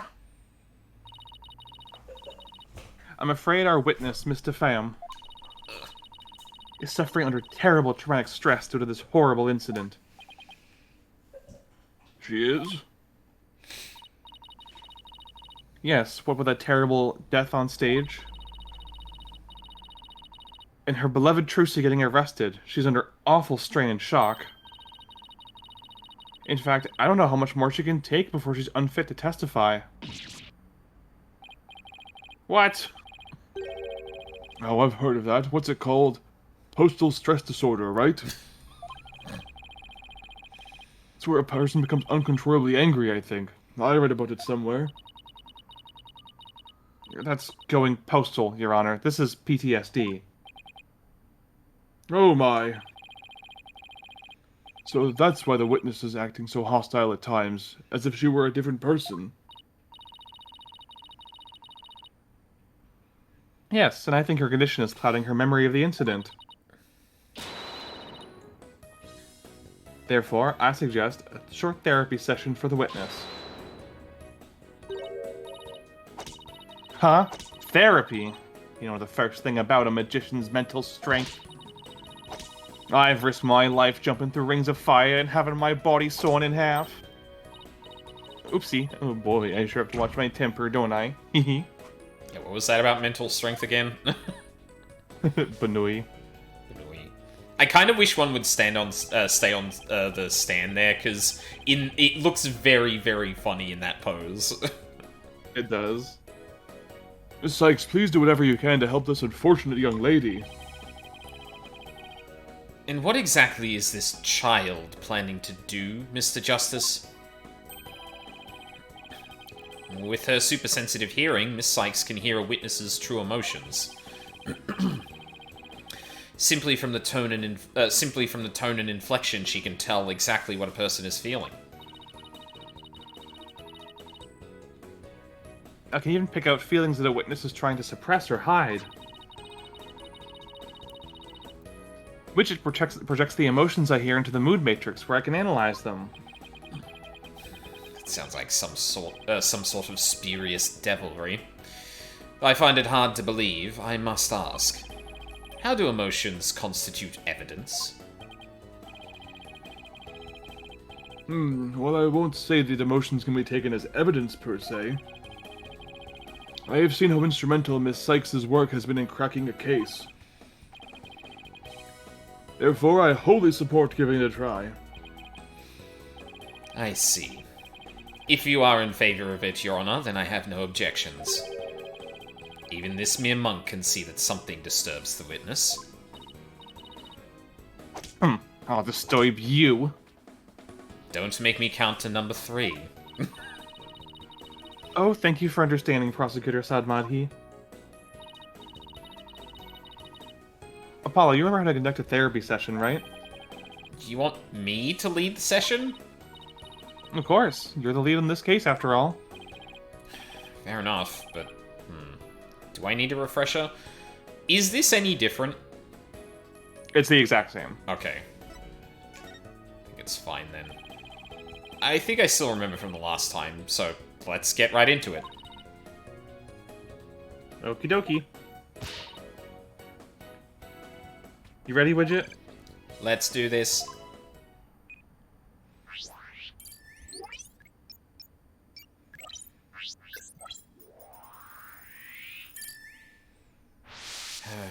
I was kind of hoping they would have done some revision on this, but... Alright. Trucy is someone killed Mr. Rios. She killed the body with that lift. Oh my god. I love how she looks like the killer in a Danganronpa summation here. Yeah, fucking evil Trucy. Smiling evilly as she does things, even though like probably a solid half of all Danganronpa culprits are sympathetic. Yeah. I was on stage at the time. Nothing. Huh. That terrible mistake. Okay. Trucy, so much trouble. Okay. Here I was thinking... Pretty obvious. Yeah, here I was thinking, oh, that's actually kind of a difficult one. It's like, what should she be feeling here? And then... I feel so bad about it. Got it!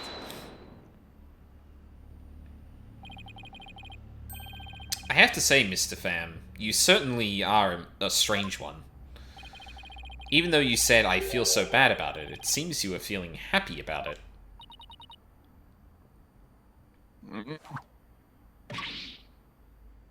Oh. I think I can guess why you are feeling happy. It must be because...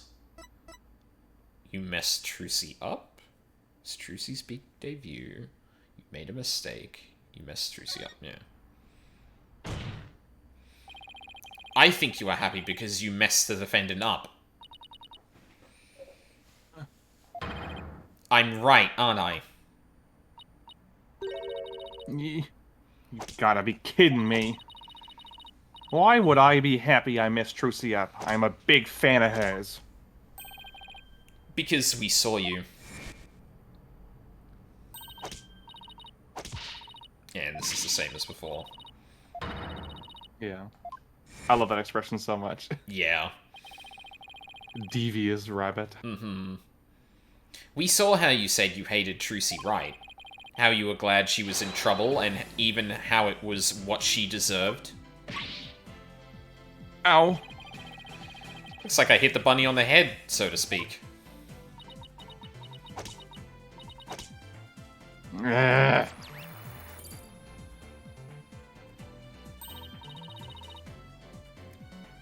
Apollo, the noise level dropped.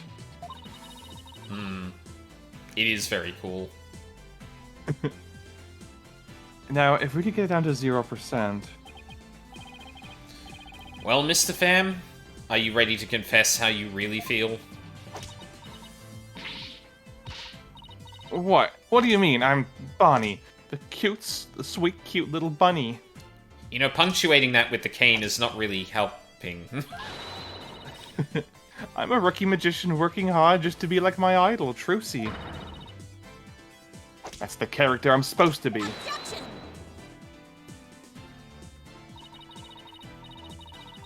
Keep that up, Mr. Pham, and you're going to have a mental breakdown.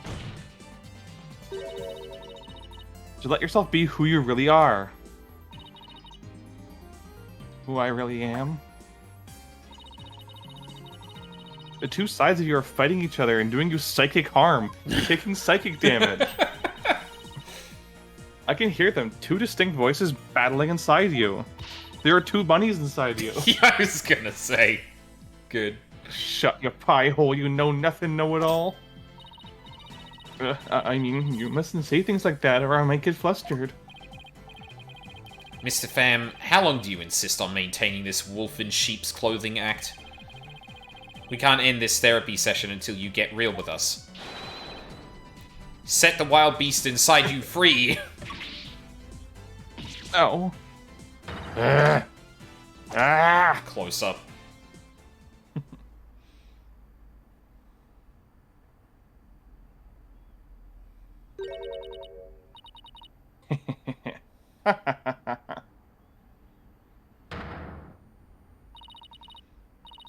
Don't make me laugh. You don't know a dang thing about me.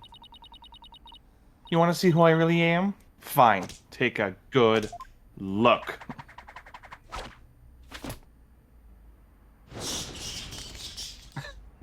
What the fuck? What in the world? Sheep's clothing? You got it all wrong. It's a rabbit suit I've got on. I'm not a wolf. I'm a blood-sucking vampire. Got bat fangs and wings.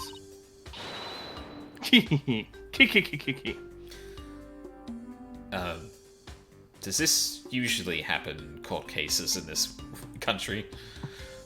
Oh, Prosecutor Sadmadi, you don't know the half of it. I think this is the for some reason this is the moment in my life that I realized, oh yeah, bats really are just bunnies with wings. Yeah, they kind of are. Like she doesn't change her headband at all. Just the addition of the wings on her hair makes it look like bat ears instead of bunny ears. Yeah. I think we just opened Pandora's box. I'm finally done with that goody two-shoes cottontail act. I feel free as a bat.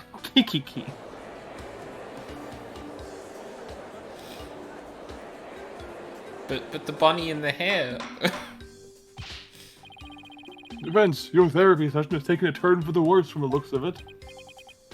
There's a perfectly good explanation for this. Isn't there, Miss Sykes?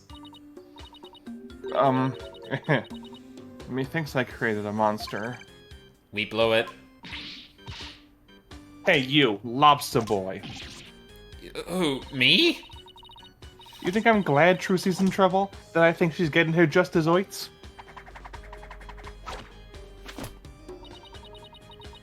Well, guess what? You're right. Kiki. Does this mean you admit to wishing the defendant harm? Well, the bat's out of the bag now. That mistake of mine was a work of art. Thanks to my goof, poor little Trucy had to do all that hard physical labor. When you say hard physical labor, what are you referring to? Because of Mr. Hat's new position, Trucy had to move both of those huge stage lifts. It must have been so heavy. What a riot. I like the idea that her revenge was this petty. Yeah, exactly. Like, yeah, sure, she got charged for Moida after this, but like, I made her move like 500 kilograms of steel just to get up on stage. You know how funny that was? Do you know how hard it was to keep character on stage doing that bit? Oh, she was so sweaty and looked so disheveled. That's strange. Athena, could you please add that last statement to Bonnie's testimony? Alright, I'll update the mood matrix with the new info. I don't know why I felt the hand gestures were necessary for that voice, but it felt very in character. It's very important. Hmm. Huh? Hey, Apollo, now there's a new inconsistency in the testimony. Yeah, she finally slipped up. So what do I need to do now? Well, from this point onwards, you just do what you do best. Find the contradiction in the testimony and present evidence to refute it. Alright. I've got you now, Bonnie DeFam. Strucy's the one that killed Mr. Rias. Even she could move the body with that lift. Was on the stage at the time with that terrible mistake. You know what? Serves her right. Thanks to that, she ended up having to move the stage lifts.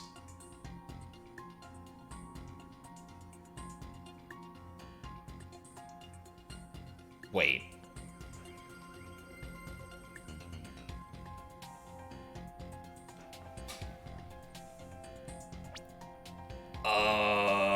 I don't know what the game is driving at with that one. The stage lift Trucy had to move out of the way during the show since it was already all the way up. Wait, does that mean that Bonnie was the one that moved the stage lift up? Or could have been the one that moved the stage lift up?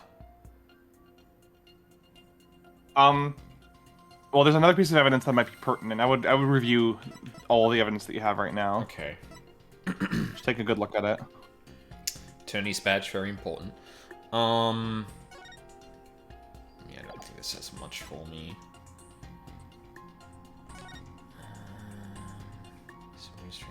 Trucy's hat trick, Bonnie's teleportation trick, and Trucy's escape trick. Oh, interesting. Rias's time of death is actually during the show. It's something I wanted to keep in mind from earlier, but I never ended up confirming it. Cancelled.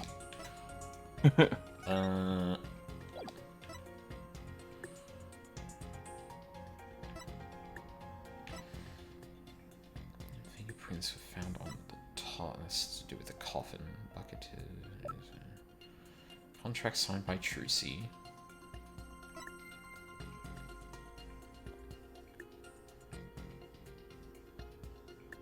Oh. Bonnie messed up Mr. Hat's position for the escape trick, placing him opposite the scripted location on the right side. The action... right. The action Trucy took to resolve the trick, she shouldn't have known. Yeah. Yeah. Objection!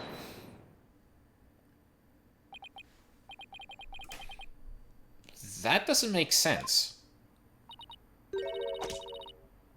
What? So you think I'm crazy now? No. That's not the... Sorry, Mina, were you gonna say something? I was just gonna make a reference to the old Twitter joke. It's like, what? So you hate pancakes? Yes. No, that's not the point I was trying to make. I don't hear you denying it. Mr. Pham, allow me to repeat your statement.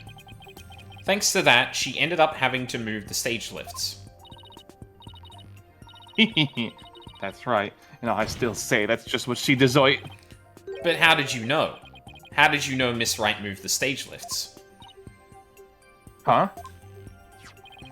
According to her own statement, she didn't tell anyone that she had done so. What? So how could you possibly have known that she had done what she had done unless you saw her?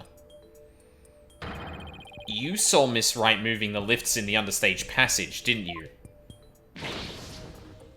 you? Yeah, oh fuck, I hate when umbrellas do that. Wait, but then that means you were...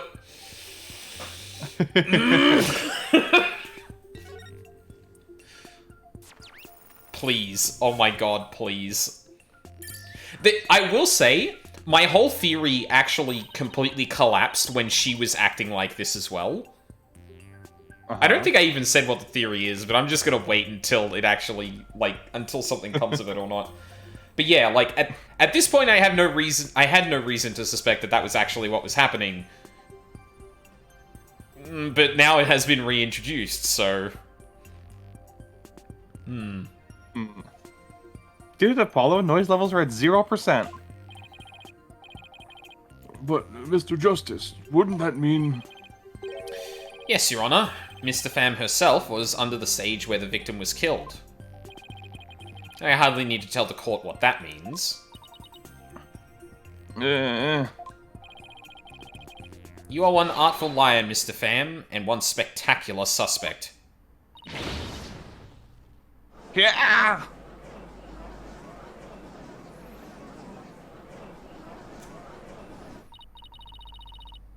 Why, you shiny red lobster boy? Why, Iota?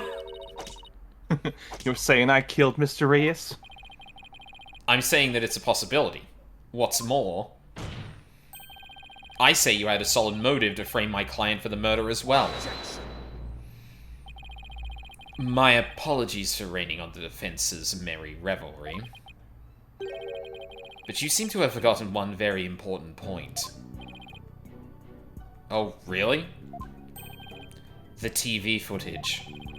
As you can clearly see, Mr. Pham was on the stage the whole time. The entire audience can bear witness to that fact, including you. Oh, yeah. You have just taken a long and senseless journey, only to return to the starting line. The witness could not have been in the understage passage, which means the only one left who could have killed the victim is the accused. Ah! Guess the party's over. But Mr. Pham knew something she couldn't have known unless she was under the stage. How do you explain that, Prosecutor Satmati? It's quite simple. The accused must have told Mr. Pham about it, but then forgot. Okay, that's flimsy as fuck, dude. Come on. Ha! Open those useless eyes of yours and take a good look at the footage. Ma'am, every time you say look at the footage, I trust it even less. I'm not gonna lie. If Mr. Pham really was in the understage passage, it would mean she was on stage and understage at the same time. Uh-huh. How could someone possibly be in several places at once? Yeah, her famed teleportation trick that has gone completely unsolved so far. I wonder if that's relevant somehow. You mean she was in two places at once? That does seem to be the only explanation that makes sense. It may be an explanation, but I'm not so sure about the makes sense part. Then we'll just have to make it make sense. Your Honor, the witness was both on stage and understage at the same time. That is the defense's assertion. I've heard some illogical things coming of you before, but this is absurd. I'm sure you'll change your tune once you hear my reasoning, Your Honor. My gut tells me you're bluffing, but I'll bite. I bet on Mr. Wright being full of shit one too many times to not suspect something might be going on here.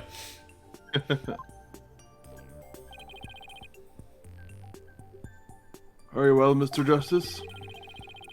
How do you explain how the witness was in two places at once? There were two Bonnies. Yes. There were two Bonnies, Your Honor. And this is the moment that you realize this was foreshadowed from the very first interactive scene of the episode, or the case. Oh, yeah? Where you interacted with a cage and there were two different bunnies in there. Yeah. If that were the case, it would all make sense, wouldn't it? There were Two of them? Two of them. I suspected you had a few screws loose, but now I see you are missing... some are missing altogether. Is there a toolkit in this courtroom, Your Honor? I suppose two... no. 3 screws to the head should right in his putrid brain. Very well. Bailiff, could you... No, wait! Please listen to my argument. Very well. I suppose it wouldn't hurt to at least give it a listen. Bailiff, cancel the toolbox. As was argued earlier, Mr. Pham is shown in the footage... Mr. Pham is shown in the footage the whole time. But at the same time, she was also watching Miss Wright in the understage passage. The only possible explanation is that there are two Bonnies. That almost sounds like it makes sense. What do you think, Prosecutor Sadmati? This humble servant of the Holy Mother is of the opinion that we should lose no time in replacing the defense's many lost screws.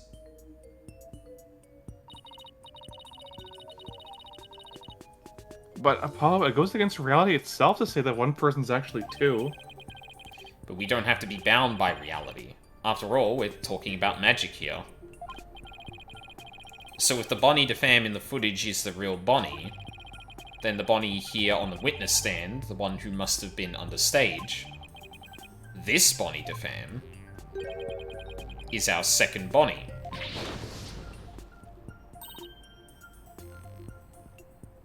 She is? Say we call the one in front of us Bonnie number 2. I believe I have just a piece of evidence to prove that a Miss Bonnie number 2 exists.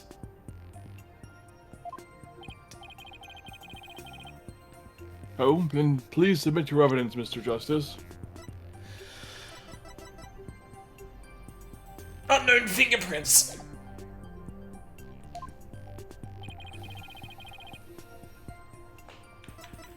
What proves the existence of a Bonnie number 2? Hold on. Let me double check at the very least.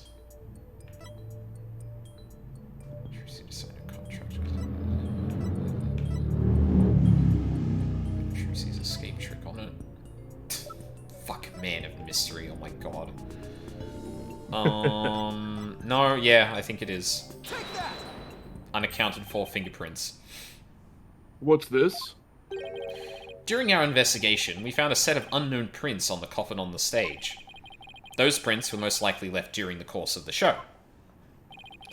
But they didn't match the prints of any of the people involved in this case. An unknown third party's fingerprints? I was not told of this. Emma must have kept it from him. So the question is, who could these prints possibly belong to? Uh-huh. Mr. Pham? Or should I say Bonnie number 2? These are your fingerprints, aren't they? Yeah! Oh. Enough of this foolishness. One person could not possibly be 2. Those fingerprints could have been left not only during the show, but at any time. Objection! It's not like you to lose your cool like that, Prosecutor Sadmati. And I'm sure you know that exactly when the fingerprints were made is not the main issue. Oh, what do you mean by that, Mr. Justice? The issue is, who do these unknown fingerprints belong to? They're certainly not Bonnie DeFam's. But what if they belong to the person standing right in front of us? Oh, you mean Bonnie number 2 is the second Bonnie? Is that what you're implying? It's preposterous to suggest that those prints belong to the witness. I say they must belong to some other unknown individual. Prosecutor Sadmati, can you really look at her and still say that?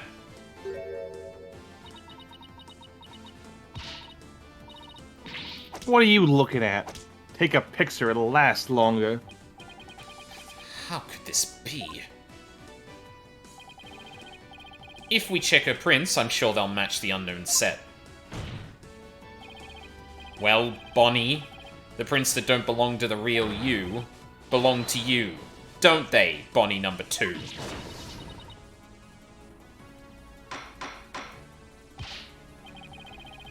Witness, is what the defense has said is true?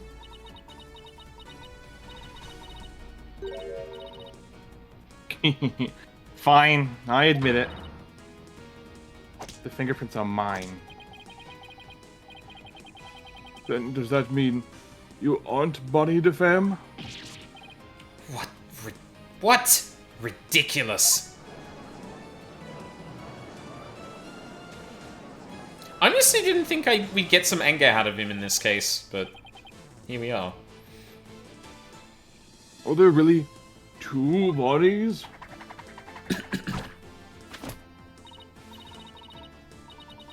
Nope. There's only one Bonnie. That's because I'm Betty. I thought it was gonna be a different spelling of Bonnie. I'm not gonna lie. No, Bonnie with an IE. Gosh. Betty the fam. What? Ladies and gentlemen of the court, it's time for a wondrous magic show. Gasp in amazement at this lagomorphin illusionist performs her teleportation magic. Watch closely, it's showtime.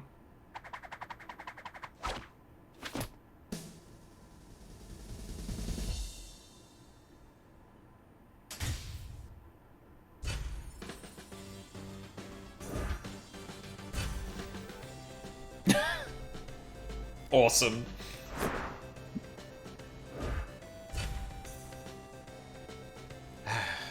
Why did you have to include me in this? I fucking knew it! I was wrong for entirely incorrect reasons, which is the hilarious part of that. What an amazing trick. The witness has suddenly split into two people. Oh, actually, maybe not, because, Bonnie might, oh, Bonnie and Betty, Bunny and Batty. Oh, Yeah. fucking hell. There you go. Yeah. Bonnie is probably actually the kind of, like, nervous one, but Betty is, yeah, and was just acting poorly like Bonnie. Mm-hmm. It's not a trick, no gimmick to it either. We're simply twins. What? Twins? So that's how the teleportation trick works. Ever since our debut, I've had to hide or pretend I'm Bonnie. All cute and sweet and goody-goody.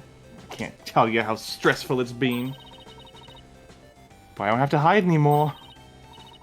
That's right, our days of sneaking around are finally over. Their cover is blown, but they actually seem pretty happy about it. Yeah, I'd imagine Betty would be pretty fucking peeved that she can't really act like herself during her whole, like, magician's career. Absolutely, yeah. And like, I don't know if the game's gonna focus on it, but there is something, like, really horrible about, like, yeah, you are renowned as your sister for your magic career and not on your own merits. Like, there is something, like, really, really crushing about that. Absolutely, yeah. Bonnie's the one who gets to stand in the spotlight and get all the applause. Yeah, and then the second Betty is herself, no one would recognize her as the famous one who's part of a really famous icon, I guess, in the magician world. Yeah. So, which one of you is the nice Bonnie the family met in the dressing room? Oh, that would be me. And the sharp-tongued Bonnie we saw with Ratings Raja, the Ratings Raja understage was... Hey, who you calling sharp-tongued? It's all starting to make sense now.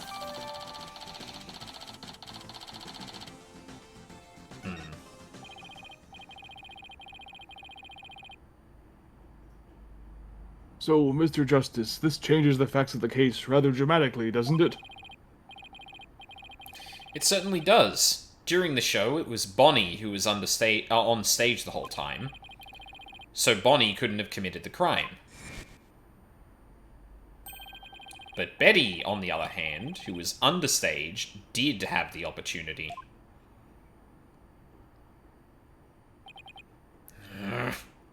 Although, you know what? I think this does also make sense a lot, because he put a hell of a lot of effort into his understanding of the case, and now one single detail's completely messed that up, and he is super fucking mad that he didn't have that on hand to inform him, is like the charitable way of looking at that. Absolutely, yeah. And especially given his whole, like, oh, just, you know, do your job well and, you know, don't think about it, blah, blah, blah. He would expect he wouldn't question whatever Emma had actually told him about all of this. Yeah, there's a couple of ways to read that, actually, now that I think about it. Yeah. Well, so now we have 2 suspects. Wait just a minute there, lobster boy. I didn't do it. That's right, Betty might have a foul mouth, but she'd never kill anybody. Hey, who's got a foul mouth here? Awesome. I love this animation so much. Yeah. Why you bully her? Yeah.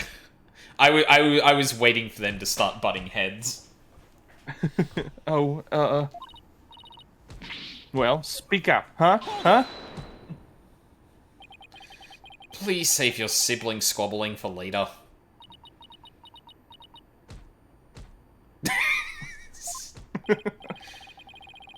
Betty. Betty? You must have been understage, in the understage passage during the show. Otherwise, you wouldn't have known about the stage lifts being moved. So what exactly were you doing down there? Fine, I'll testify. Anything to get you off my back. Prosecutor Sabmati, Betty the Femme is ready to testify. What do you say? Betty, you lied to this humble servant of the Holy Mother. Hey, what else could I do? I couldn't blow our cover and ruin our magic act. Besides, am I gonna go to your Twilight Hell or whatever for being a liar? You will indeed. However, it won't be after your death. Rather, I shall give you a taste of your punishment on this mortal coil in interrogation hell. Eek! Now then, Betty the Femme, please explain to the court what exactly you were doing under the stage.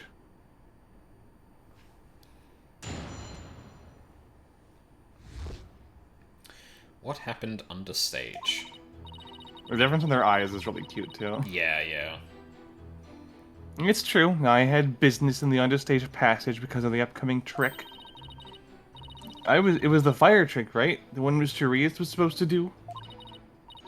That's right. It's a very dangerous trick, so I had to make sure we were prepared for it. It was in the script, and I really wanted to see it, but I couldn't because of the accident. Shut up, you're gonna give it away. Anyway, I was real busy. Yeah, way too busy to have the chance to kill Mr. Rias.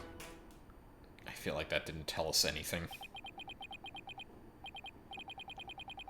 Well, that was certainly different.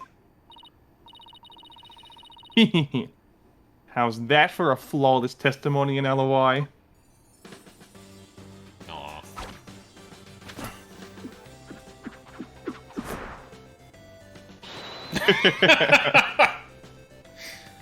Our magic is real. It's not a trick or a gimmick.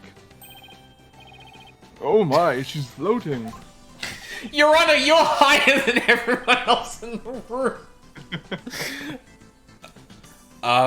Your Honor, you can see she's being held up from below. You're supposed to pretend you didn't see that. It's a little something called etiquette. But I can't help it. Whenever I see a contradiction or inconsistency, I just have to point it out. Now then, the defense may begin its cross-examination. I was wondering if something was going to come up from that interrogation hell line, like he was about to conduct a cross-examination himself or something, but... I think he's just gonna grill her after the trial's over. Or in between court days. Yeah, or during a recess. Yeah. Alright. It's true I had business in the understage passage because of the upcoming trick. It's the fire trick.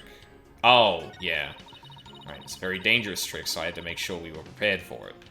I call bullshit. That fucking bucket has not seen water in years.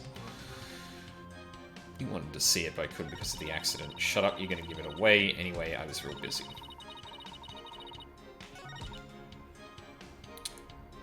I guess I'm wondering where I would present this, right? Preparation for the fire trick would be what's described in here. Make sure the fire bucket is ready. Yeah.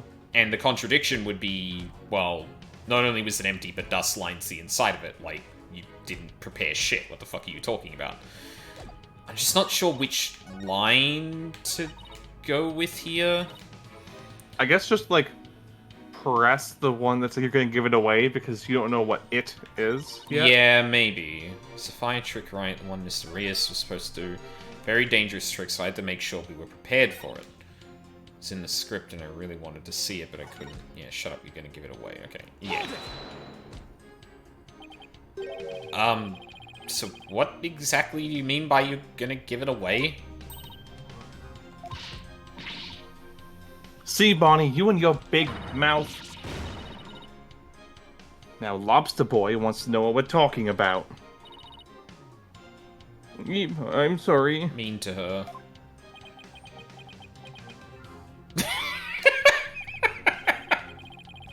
Yes, well, if you were preparing for the next magic trick, I'm sure you wouldn't have had the time to commit murder. Wow, looks like the old geezer ain't senile just yet, huh? I'll bet you live a good, long life.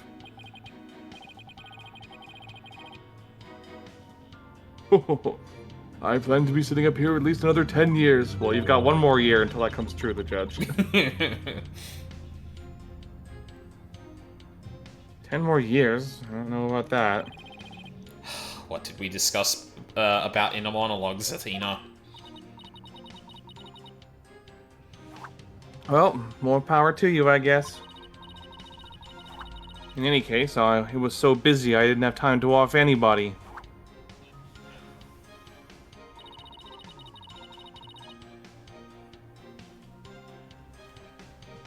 It could be here. Like the specific claim, I was definitely too busy. Are you just trying to cover for Betty?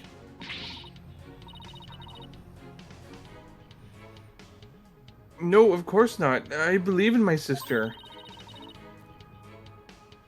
I know she'd never murder anyone. But you think my client would? No, I believe in Trucy, too.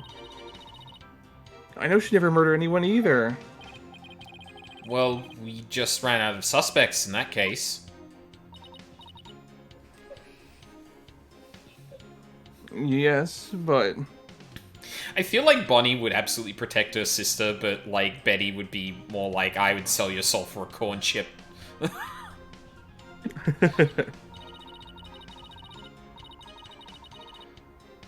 See? You should have just kept your mouth shut, dummy. You're making a fool of yourself. Just be nice and quiet like a good little bunny. Got it? Alright, I guess I'm no help. Oh boy. It's impossible to get anything out of Bonnie with Betty right there. So Betty was too busy getting ready for the next trick to have time for murder, huh? There must be some way to prove that that wasn't the case. I mean, yeah. There is. I guess I'm just... I had to make sure we were prepared. It was in the script, so hinting... That's probably more for the player, like, hey, here's where to look. So I'm gonna say it's probably here. Objection! No? Well, I presented evidence with plenty of confidence. But that confidence is waning by the second. Well, how about it, Mr. Justice? Do you have an inconsistency to show the court or not? I was just doing some vocal training, so feel free to continue. Overlook the damage done to our hearing, Mr. Justice? I think not. Yippee. Ouch. What about the damage to my pride, Your Honor? Okay, maybe I have to press the script line. Oh, fuck. Where did you present that? At the very end. Maybe you present it... Because you were talking about presenting the fire bucket on the third line there, right? When it's like, I was busy preparing. No, I was talking about doing it here or here. Maybe try this one I had to then? make sure we were prepared for it. Hold on. That's just like blatantly wrong, right? Like, Is it? because yeah, like if the fire bucket hadn't been used, then she definitely wasn't preparing for it.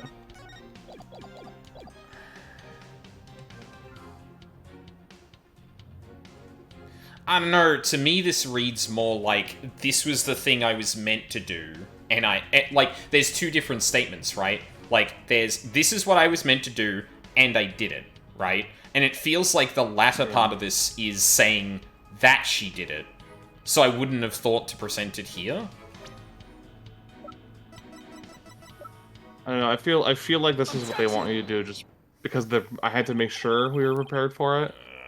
I don't know if I agree with that at all, but, you know, it is what it is. I hate to break this to you, Betty, but there's a big flaw in your testimony. As big as the one in that floating trick you did earlier. Oof, harsh words. Well, let me tell you something, forehead boy.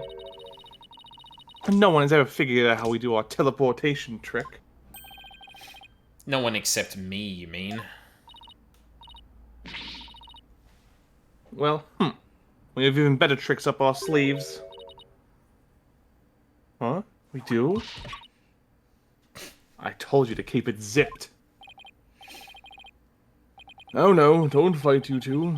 Mr. Justice, what's this about a flaw in the testimony? The script has this to say about the fire trick. This will be dangerous. Make sure the fire bucket is ready. However, we found the fire bucket lying empty backstage except for a layer of dust. Ow. You didn't even attempt to get ready for the next trick, did you, Betty?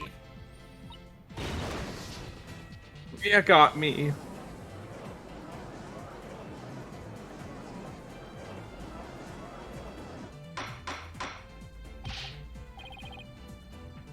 Betty DeFam, you will explain yourself.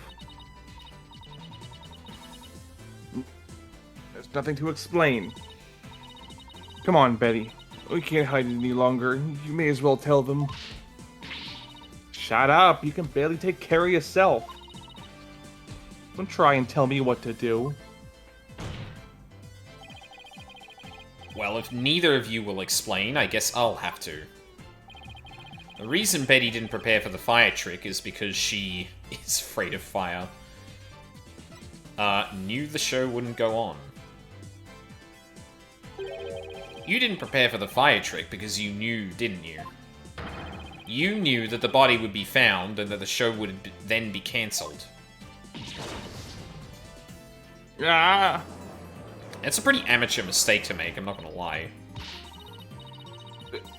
Don't be ridiculous, you insignificant speck of a man. And I say that specifically in the framing of the rest of the series. Like, plenty of people... Yeah. Plenty of initial criminals have been a bit more crafty than that.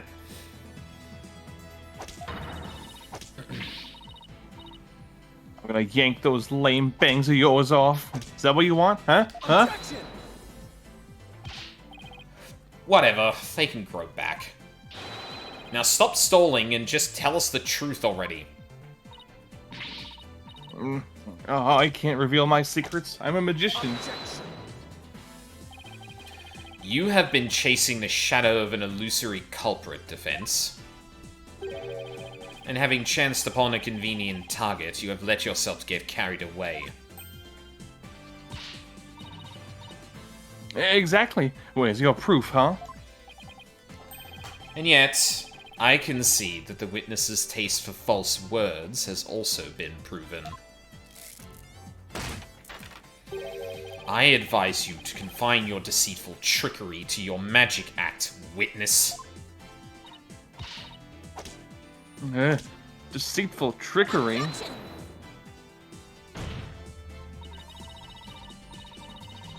As your court-appointed therapist, I'd like to add something here, Betty. Court-appointed therapist. I guess that's technically true, though I don't think it usually goes through these paths. You finally let yourself be who you really are. But if you continue to hide behind lies, you'll just be imprisoning your heart all over again. But all these questions mean you're trying to put me in prison for real. So I'll be behind bars either way. Does that mean you're admitting your guilt? Of course not. I can't believe you people. Each one of you thinks I did something I didn't do. You. Lobster Boy, Cue Ball Geezer, Headcase Brat, Cerberus Monk. Cerberus monk.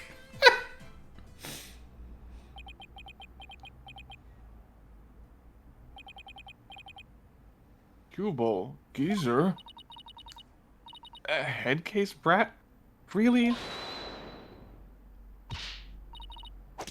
Betty, calm down. Come on now, deep breaths. Deep breaths.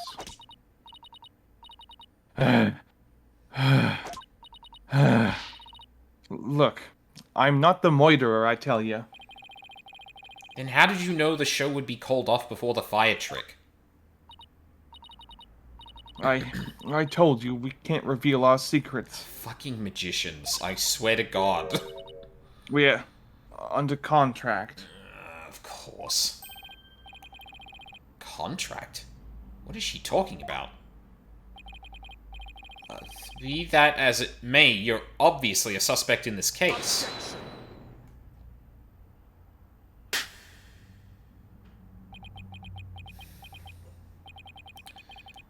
I'm beginning to see the karmic threads that make up the intricate tapestry that is this case. Huh? Allow me to summarize your assertions, defense. First, that the victim was killed in the understage passage. And second, that the witness and the accused are the only two who could have done it. Exactly. What's more, Betty knew that the body would be found, and that the magic show would then be called off. Therefore, it's reasonable to conclude that Betty killed the victim understage. But what if Betty knew that the show would be called off for some other reason?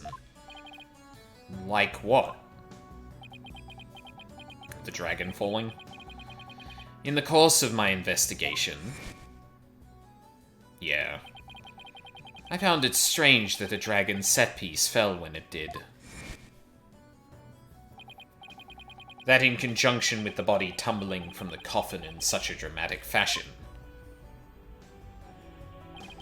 All seemed too perfect for mere happenstance.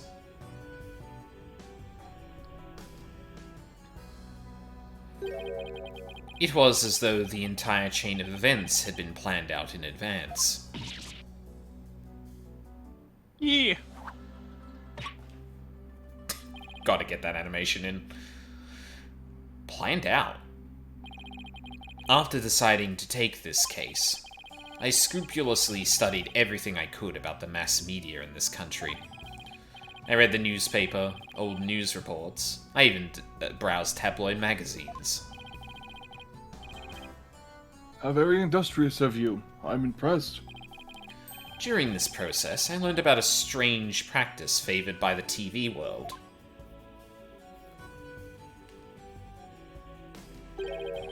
A practice called the hidden camera prank. My God. Betty and Bonnie, you knew about this, did you not? About the dead body appearing, the set piece falling, the show being suspended. You two were informed of this plan by Take-Two TV in advance, correct? Ah! Is that true? Betty, please, let's tell them now. I can't hold it in anymore. Ugh. Dang it. Fine, you got us. Everything the prosecutor said is true.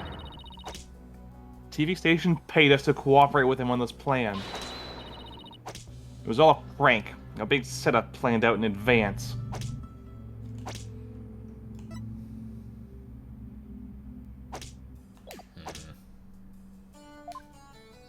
Sorry, a thought occurred and I needed to check something real quick. Yeah, what was that? Just the appearance of, oh fuck, what is his name again? Fuck. Stop! Roger. Roger Ratons? Yeah, Ratons, yeah. Mr. Rias showing up dead in that coffin. It's a shot in the dark and I think a very inaccurate one, but I'll bring it up if it seems like it might be relevant.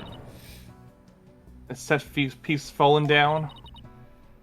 It was all completely scripted. That lying motherfucker. It was all...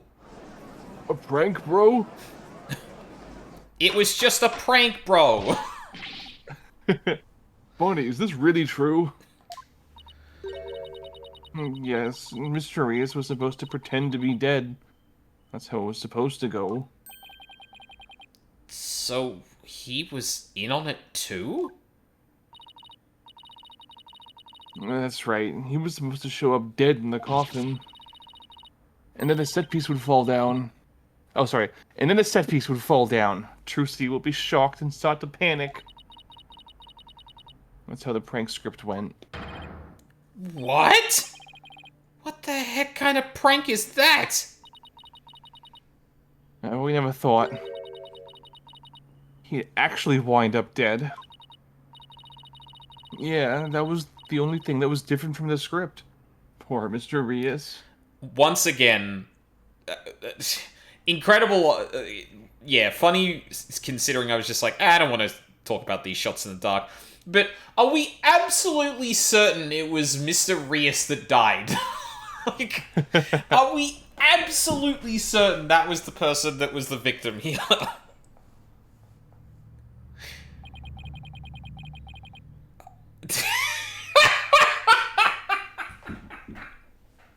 Same, Apollo. Jesus. I'm so completely lost right now.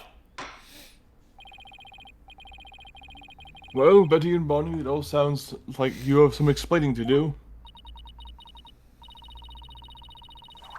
Alright, alright. I guess desperate times call for desperate measures. Just this once, we'll share how it was done with you.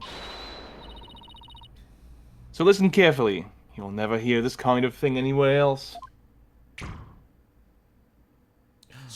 Bat. Bats. After our teleportation trick, I went down on the stage. When Mr. Rias' body appeared from the coffin on stage, it was time for Betty to do her job in the understage. It was time for Betty to do her job in the understage passage. That's right. I'll use the remote control for the winch connected to the dragon set piece. I made it fall down. And just before the dragon fell, I called Trucy to the backstage so she wouldn't get hurt. After that, the plan was for Mr. Rias to come back to life in front of a panicked Trucy. He was supposed to laugh and fly up and away. That's how it was scripted anyway.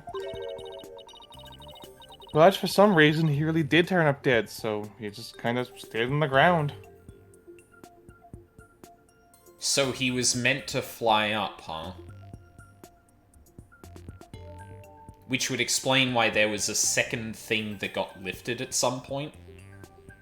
Like, if someone didn't know that Rias had not got up, they would execute the plan, or continue to execute the plan, which would have been bring that thing up.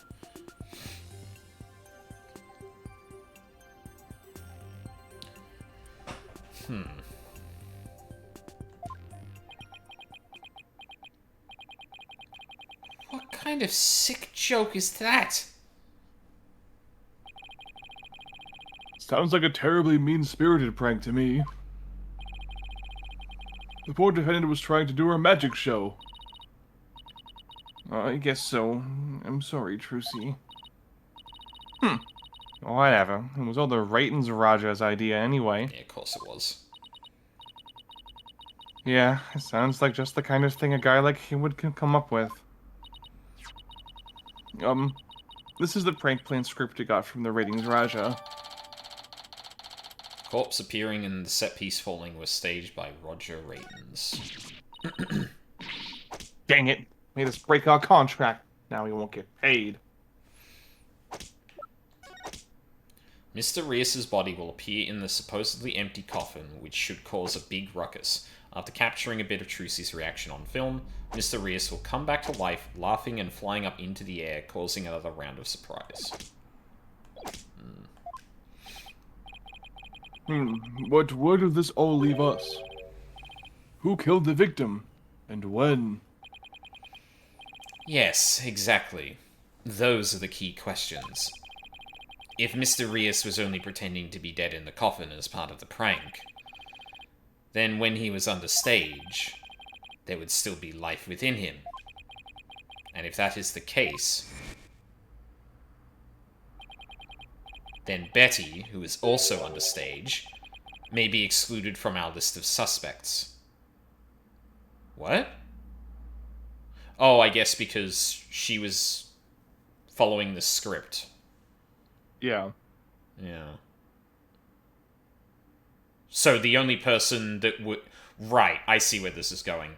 Everyone was in on the joke except for Trucy, so the fact that the plan went differently must have been caused by the person who didn't know what was going on. Right. Right. Right. Okay.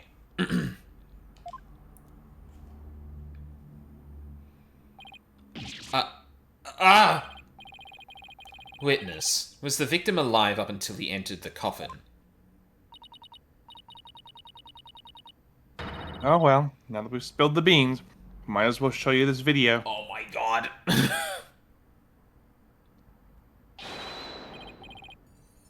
you want me to take him or do you want to do him? I've already got Sad Marty, and I feel like there's probably not going to Okay. be too much from him, so yeah. Greetings, viewers. It is I, the great Mr. Rias. We are currently in the middle of Trucy's escape trick. Having snuck through the understage passage undetected, I am now hiding backstage. Preparing to play a little prank on Trucy. I'm about to hide in the coffin, which Trucy will stab with her rubber sword. And when the coffin opens, ho-ho, I will be in it, acting as though I've met my maker. Can you imagine the look on Trucy's face then? Ho-ho, I can hardly wait. What an asshole. Yeah, Jesus. But also, does he know? Does he know? He's about to hide in the coffin? Wait, but he was backstage. Wait, hold on. Wait. Yeah, that's nice, man. Having snuck through the understage passage undetected, I am now hiding backstage. Preparing to play a little prank. I'm about to hide in the coffin.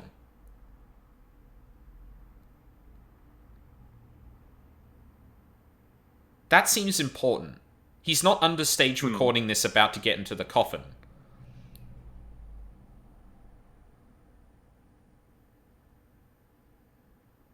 Huh.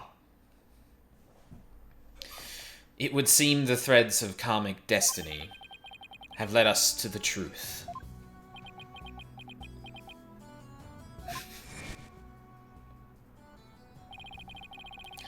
The victim passed through the understage where Betty DeFam was. Oh, okay. And came up into the backstage area. We know this because Mr. Rias appeared to be backstage when he shot the video we saw. It appears that way, yes. And defense, you proposed the following, did you not? What if the victim was killed under the stage before being put into the coffin? But then what about this video? This footage was taken just before Mr. Rios entered the coffin. But how did he enter the coffin from backstage?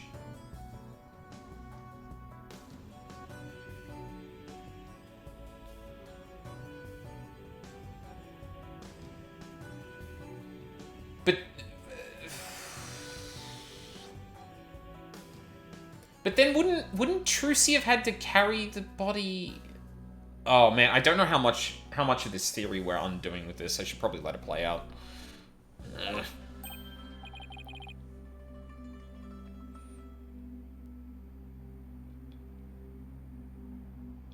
Oh, so does that mean...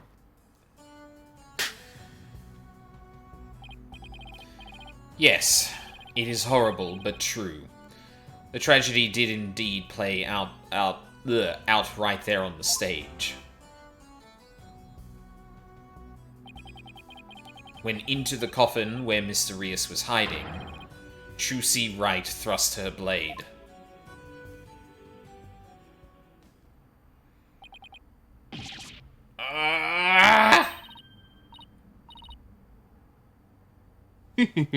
See? I told you so.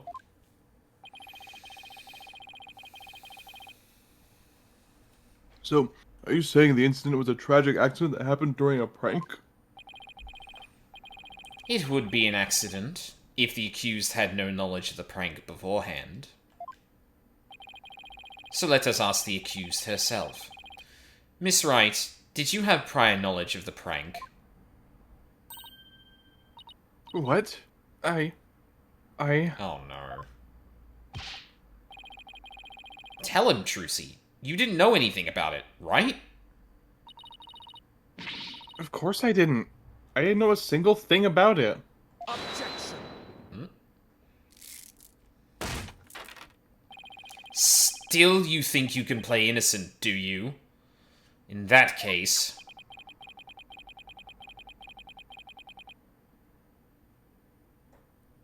Oh my god. You leave me little choice but to present this piece of evidence. It looks like some sort of note.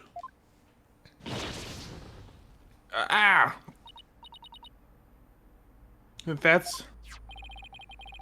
I found this note in the dressing room after the incident. At the time, I did not understand what it meant, but all is clear to me now.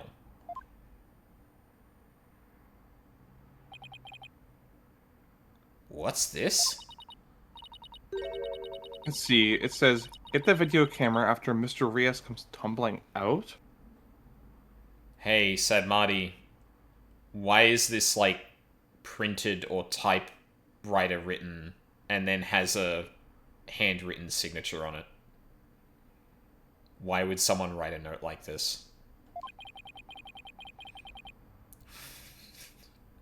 I don't know if I should take that seriously as an angle, but, like, if this was presented to me in real life, I'd be like, this is faked. Yeah. There's... Anytime a note's typed, but just the signature is written, it's like, okay, so you handed someone a blank piece of paper, I'm to sign it, and then type the rest.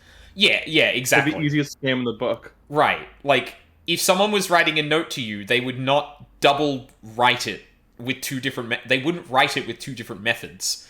Unless it is literally a contract, in which case, you know, it does need to be a bit more formally held. This is an impromptu note. What? Actually, I don't think I read that last bit. It is a note signed by the accused, instructing Bonnie to collect Mr. Rios' video camera from him, it seems. I don't get it. It doesn't make any sense. I found it in the dressing room before the show. When I saw it, I realized Trucy knew about the prank. Alright, now we gotta confront the signature thing. It does bear her signature, I'll give you that much. Note found in the dressing room after the incident that bears Trucy's signature. Maybe that was the one that, maybe that was the one that was signed right in front of us. Or was it before the show, right?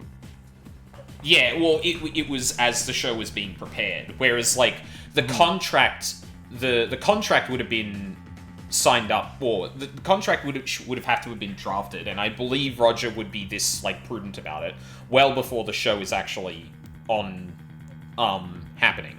So it doesn't make sense that that signature that we saw play out was the contract. It would make sense that it was this, though.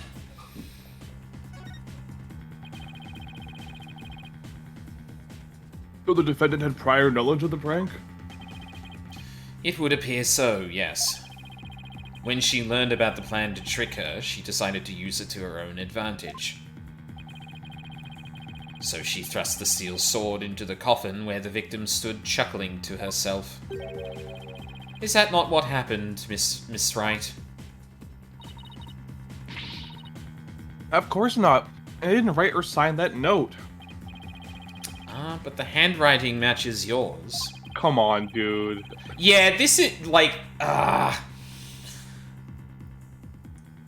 don't know if I want to give it to him. Well, okay, I don't know if I want to give it to the narrative yet that he would make an oversight like this, but given how meticulous he was in every other point up until this bit, outside of a piece of evidence he couldn't possibly have known about, this is weak.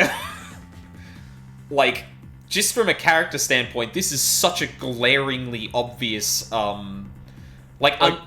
This is something I would do as a child. Like, get my mom to sign a piece of paper and then print, using the printer, just print out, let your older sister have all your cookies, you know? Yeah, like exactly. Like this is, yeah, and for a contract, for a literal contract, it makes sense, the format of this. But again, we are talking about a note that was just handed to someone that is an incredibly short message. And yeah, it's just like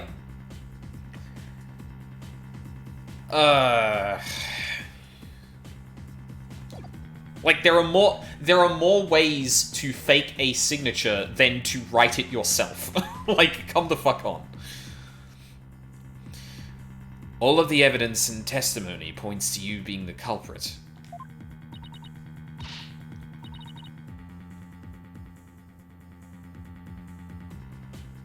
But I didn't do it. It wasn't me. Then explain the existence of this note.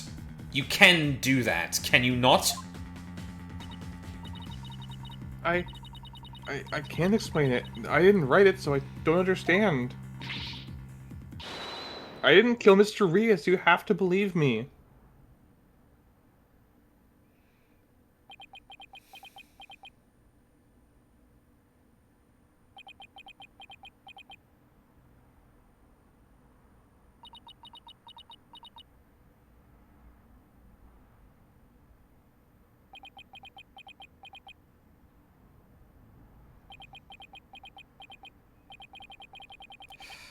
Silence is deafening. Continue struggling against the threads of your own karma if you wish, accused. Even as you are inescapably caught in the web of fate you've spun for yourself.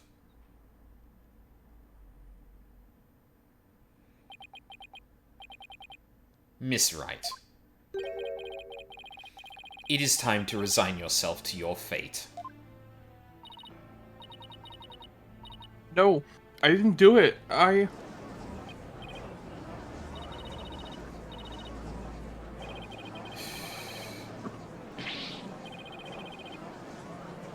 Jesus Christ. Jesus. But I didn't do it. I really didn't. Why doesn't anyone believe me?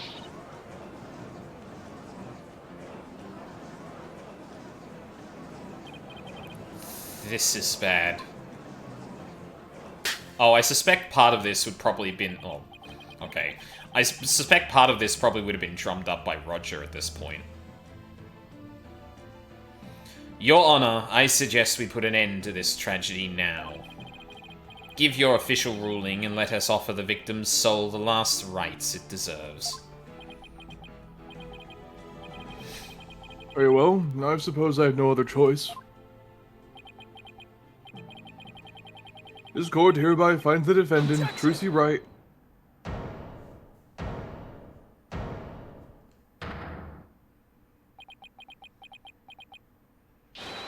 The defense has an objection. Apollo. You. Even now, you would... I won't give up, and I refuse to let either of them down. Mr. Wright, who's counting on me, and Trucy, who's put all of her faith in me.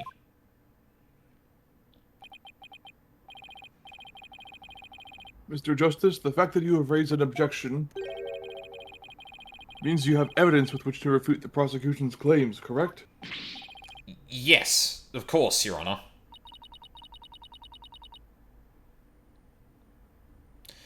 Do we really have anything, Apollo? I also find... Again, I find it really weird we're being really this hung up on this when, like, this has been a... Like, this is in our evidence, has clearly been very important. Yeah, sometimes I'm just, like, really perplexed at the points at which they choose to imply that things are, like, at their last. Like, there isn't an obvious way to contradict things, etc., etc. When you do, in fact, have something very, very blatantly obvious that was demonstrated to the player that could refute this. Like, I'm not necessarily saying these two things need to be in lockstep with one another. You can create certain different tensions depending on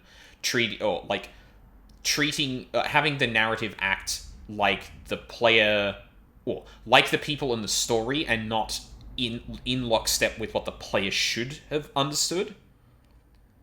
But I feel like this is one of those situations where I'm just sitting here waiting for, like, that fucking awkward zombie comic of just like, yeah, it's the clipboard. The clipboard was used to do the signature thing. And everyone has gotten to this point where nothing's been raised, and suddenly Apollo's like, wait a minute, I just thought of something. And I'm like, yeah. Yeah. Yeah. And do you want to know the really frustrating thing? What's that? It's not this yet.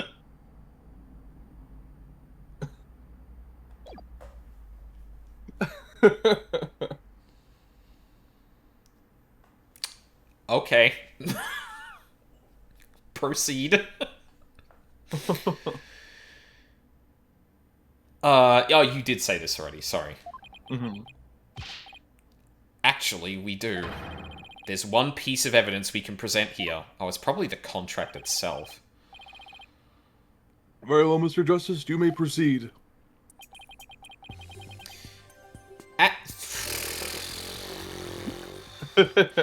What do you fucking mean? As we saw in the show footage, there's no question that the defendant thrust a sword into the coffin.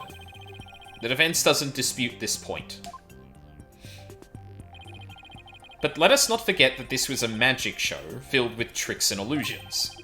We can't take everything we see at face value. So you're saying some sleight of hand was somehow involved? This seems like such a fucking non sequitur to this. Why the fuck are we doing this now?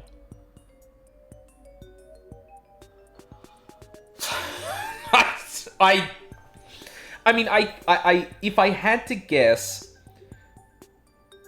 the clipboard, doing the clipboard now would bring Roger into this probably earlier than the game wants to, and it wants to do a bit more solving of the initial magic trick before we get to Roger's underhanded dealings.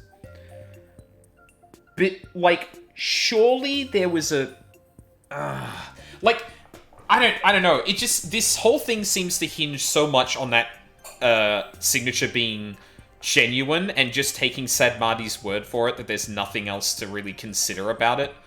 Even though the play has been presented an obvious piece of evidence. I feel like I'm just reiterating myself, but, like, I kind of get why it might be diverging off to this. You know what? We haven't had our Good Luck Maya on stream.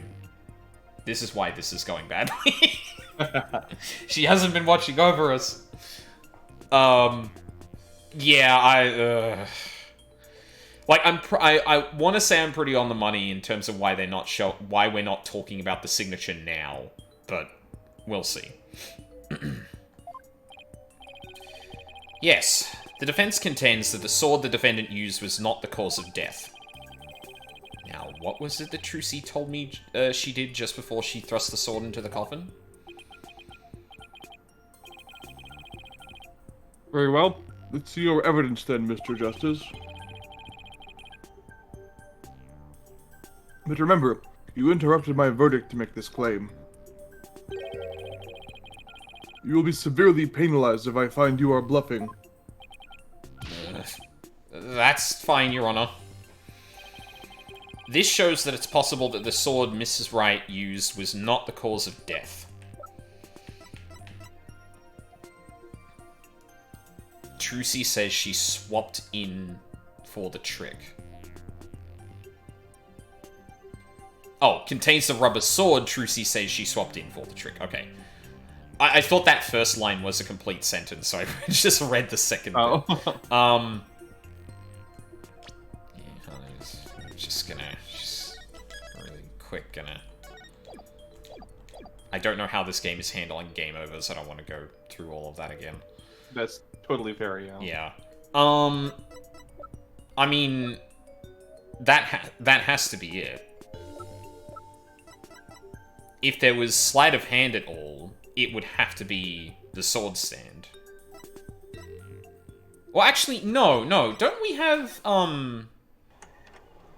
Isn't there another sword in the video footage? Is there no way to speed this up? Oh, no. Actually, hold on. The sword's not in there yet.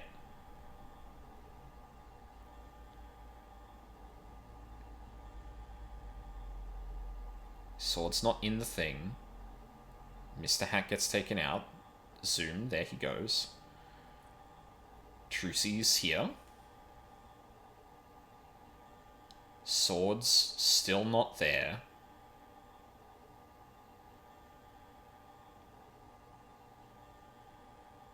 Poked in. Out. Okay, then the sword's in the thing. And then we don't see...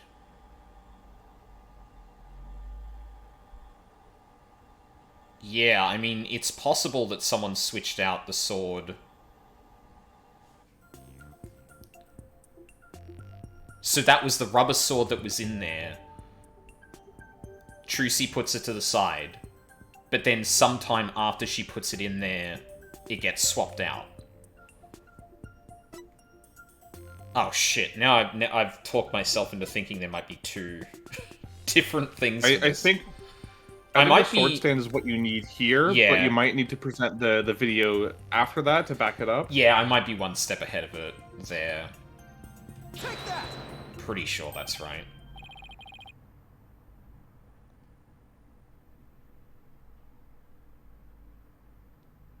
What's this? A sword from the show? That's right, Your Honor. This rubber sword was in the sword stand under stage. During the trick, Miss Wright was supposed to swap the real sword for a rubber sword. And she told us on record that she remembers very clearly that she did. I see. So the sword the defendant thrust into the coffin was a rubber sword, wasn't it? But then why was a steel sword found lying on the stage? Somebody must have put the steel sword there by swapping it with the rubber one.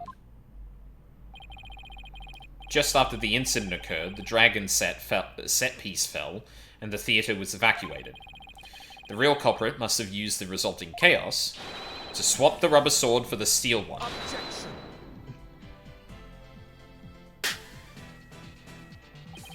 Also, I don't think that's how that... It's a really cool animation, but I'm like, I just thought about the physics of that. I'm like, I don't think that's how his hair would flick out like that. No, it would create a shockwave up and down, not left to right. Mm-hmm. Do you not know when to give up, Stinkbug? That is not possible. blood was found in the coffin hole that the sword was thrust into.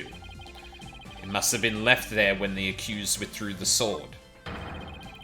This is incontrovertible proof that the sword she used was the steel one. No, it's incontrovertible proof that someone used the steel sword to stab him. Thank you very much. I suppose that's simpler too. Blood but that blood could be the result of someone tampering with the crime scene after the fact. After the set piece fell and the audience was cleared out of the theater. There was plenty of time for somebody to plant that blood there.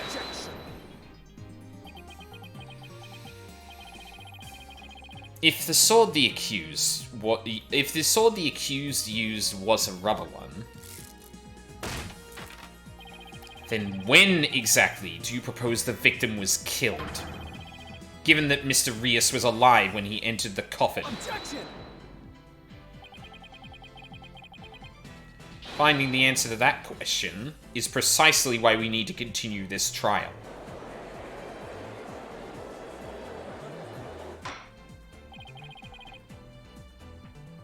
Let me express my opinion.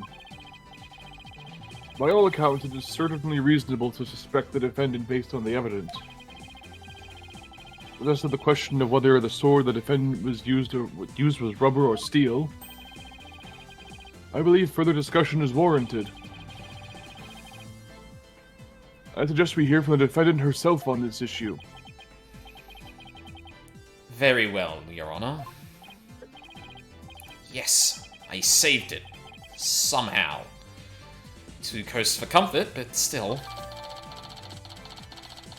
There are traces of blood in one of the coffin's holes. It's possible the blood was placed there after the fact. Let's adjourn for a brief 15-minute recess. I advise the prosecution and the defense to use this time to prepare. Poor boy.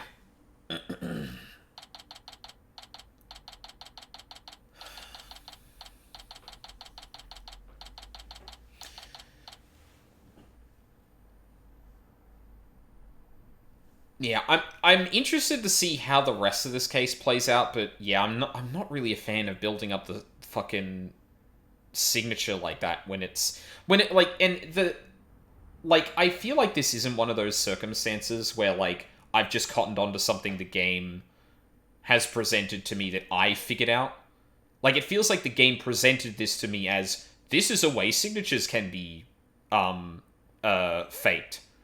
And then we did like a whole 2 to 3 minute bit where Sid Marty's like, yeah, she signed it. Case closed. It's just a very odd choice of thing there. It's really weird because the way that the clipboard is presented, it's like it's like they didn't expect you to figure out how it was used yet. I think if they wanted to do that, they should have added the clipboard to your inventory, but you don't get to examine it until it becomes relevant in court. Yeah, because no one thinks to, right? Yeah. Because, like, right now, like, yeah, as soon as you see the carbon paper, you immediately know, okay, that's what happened. But then they make you sit on it for, like, the entire case. And, like, I'll be honest, I think that's, like, the only thing I really don't like about this case, because I love everything else. Like, I love the setup, I love the characters, I love, like, the way the actual crime was carried out. It's all super, super cool.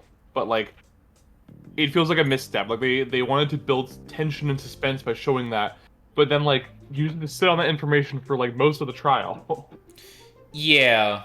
And like, I agree. I really, really like the mystery this case is presenting. I'm still kind of...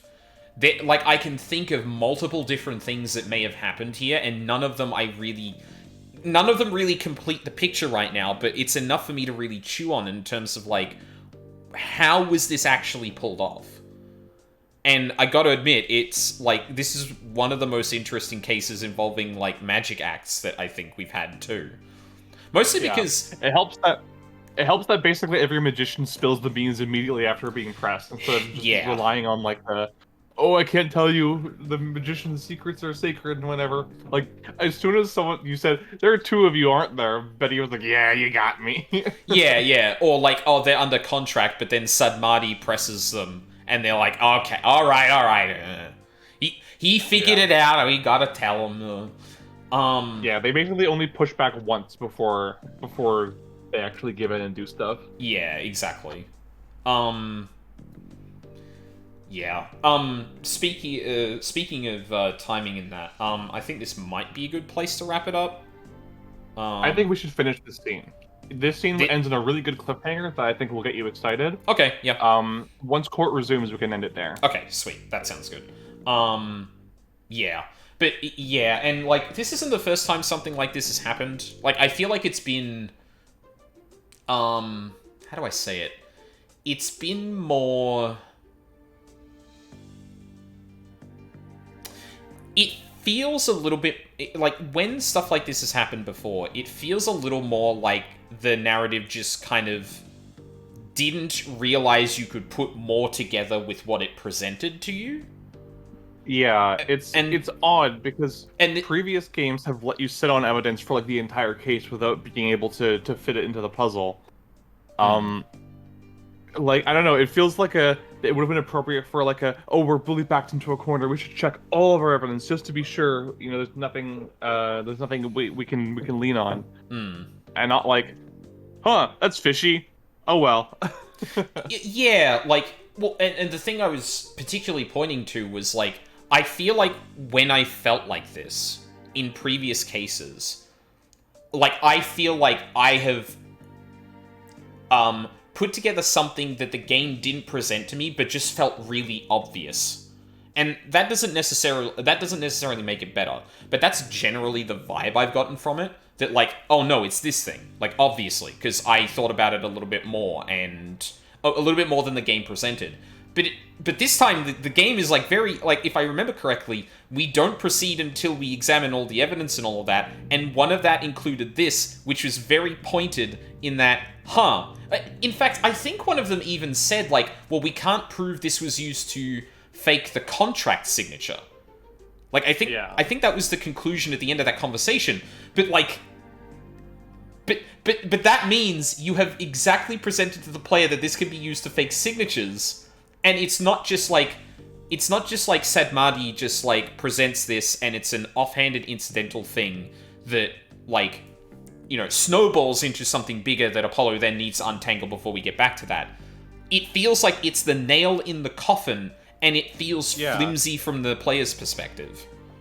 I was gonna say that too. It does feel like a final nail sort of thing, but it's a nail that you wouldn't even need a hammer to remove.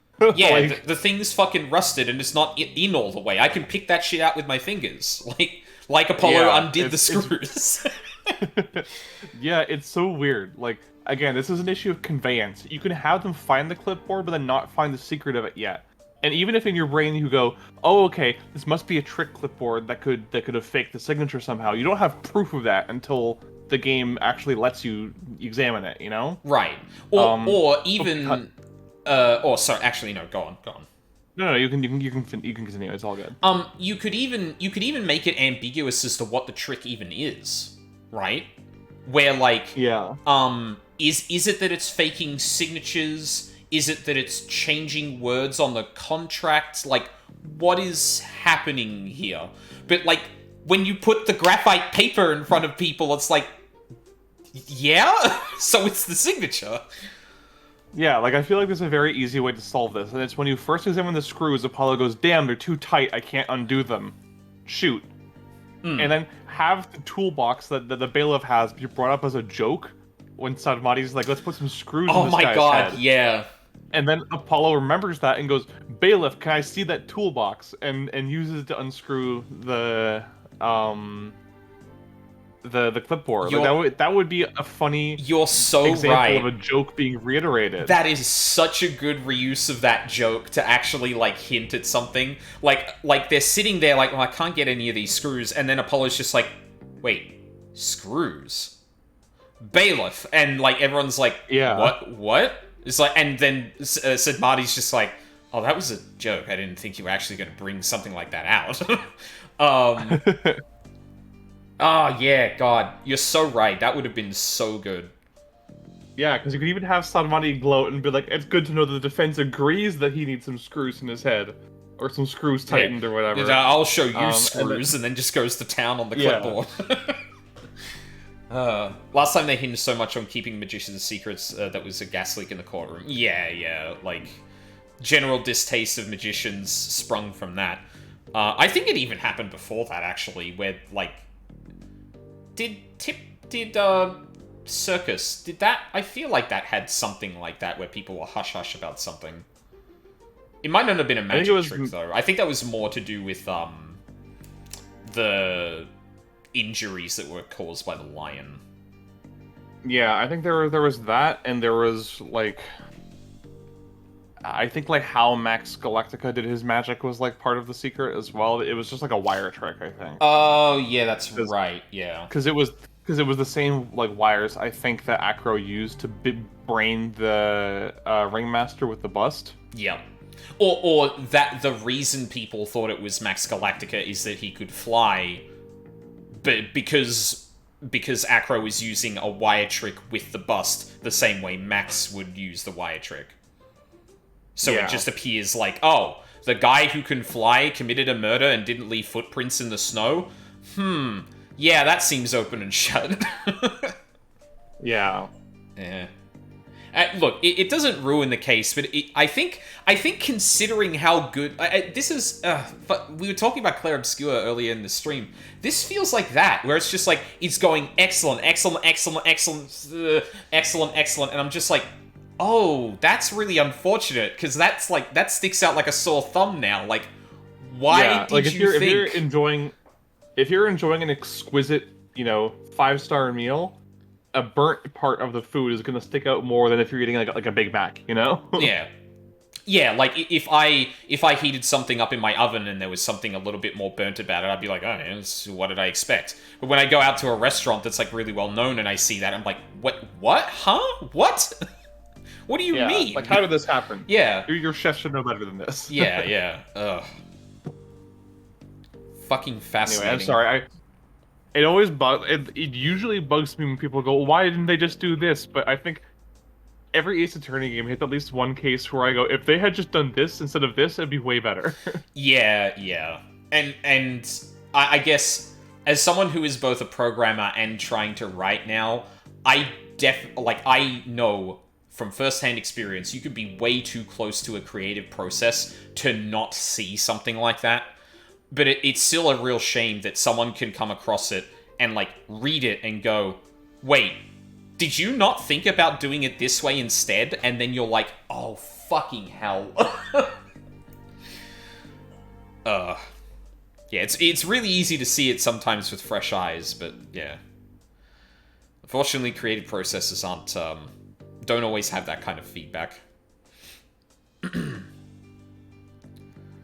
Did you read this one? That we had a very long... I didn't know. Okay. We started yapping as soon as the line showed up. Yeah, gotcha. Whew, that was hairy. Tell me about it. We barely made it through by the skin of my teeth. I can't say I'm crazy about that prosecutor Sadmadhi either. With the way he says let it go and move on as if it's nothing. Yeah, that... Oh, man, I didn't even talk about that phrase, but, like, it's so, like... Considering the gravity he treats these situations with, the fact that that is kind of the phrase he uses to try and get people to just submit to his thought process is, like... something really off about it. Yeah, it feels very flippant for someone who's like, oh, the trial is the last rites of the victim or whatever. And it feels like it falls in line with, like, being harsh on Emma until she's about to walk off and he goes, you did good. It's just like this very condescendingly,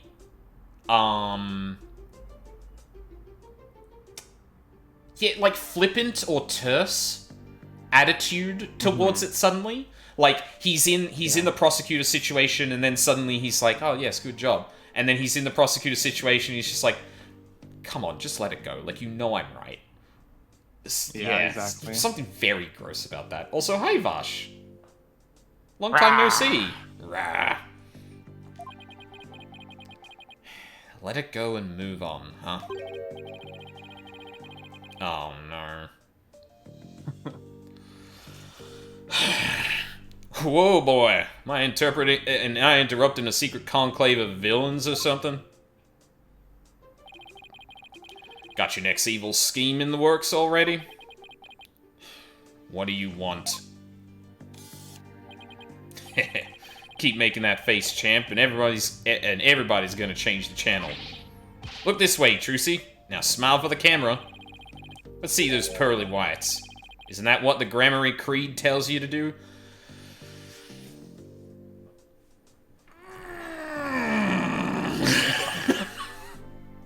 I am gonna leap across the fucking room at this man. Viscerally unpleasant individual. Yeah, like lording over his like a relative power over this situation and like delighting in every second of it. I can't fucking stand it. I'd take Sadmati any day over this dude. Oh my fucking god. I hope your weekend has been nice. It's been pretty good. It's been pretty good. We're kind of on the tail end of an Ace Attorney stream, so my brain is a little fried. You'll have to forgive me.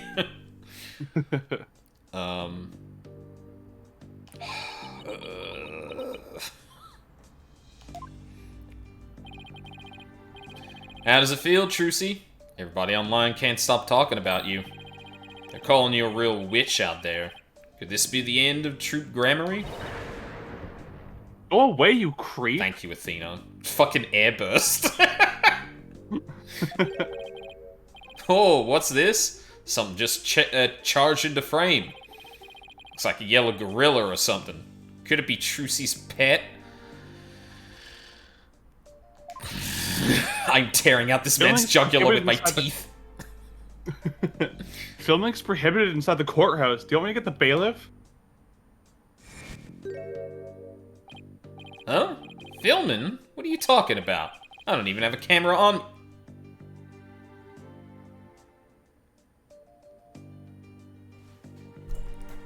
Sir, are you a magician?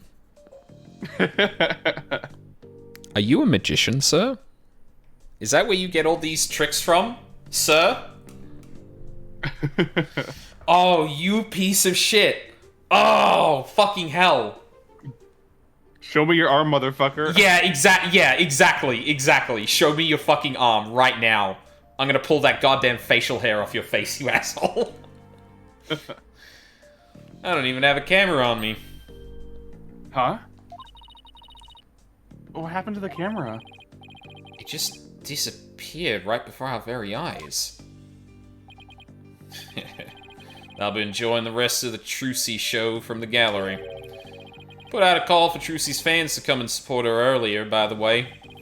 But I'll get some great footage out of them. This is gonna be good. Hang loose, baby.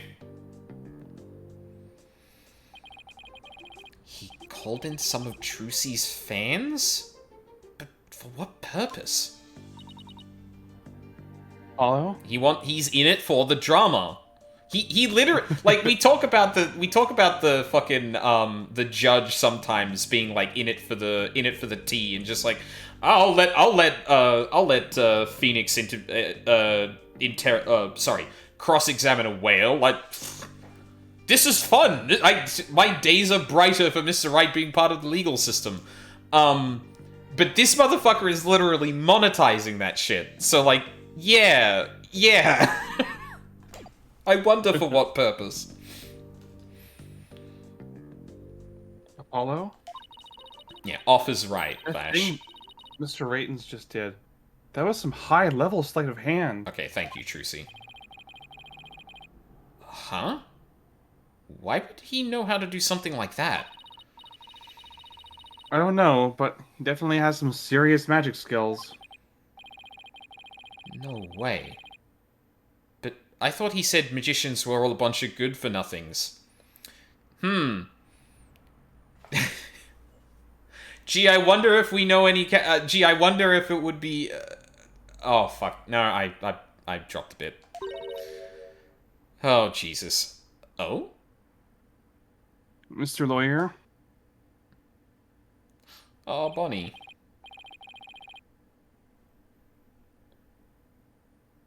Oh, that's me. Sorry, I spaced out.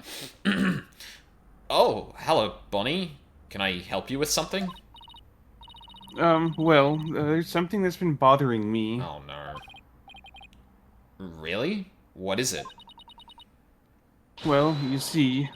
Hey, dummy, what are you whispering to Lobster Boy about? God damn it. You were too attached to the hip. But Betty... Who the heck do you think you are? Are you crazy? You want a piece of this? Huh? Huh? You know you have to talk to me first before you do or say anything, you harebrain. Mean to her. But I... Shut your mouth, you dumb bunny. Come with me, now. God damn it. Fuck you, game. Hey, Mr. Lawyer, I have something really... I have something really important to tell you. Not on my watch, you don't. Like, fucking hell. Mr. Lawyer, what I have to say will blow your dick clean off. Wait, don't do that. I'm trying...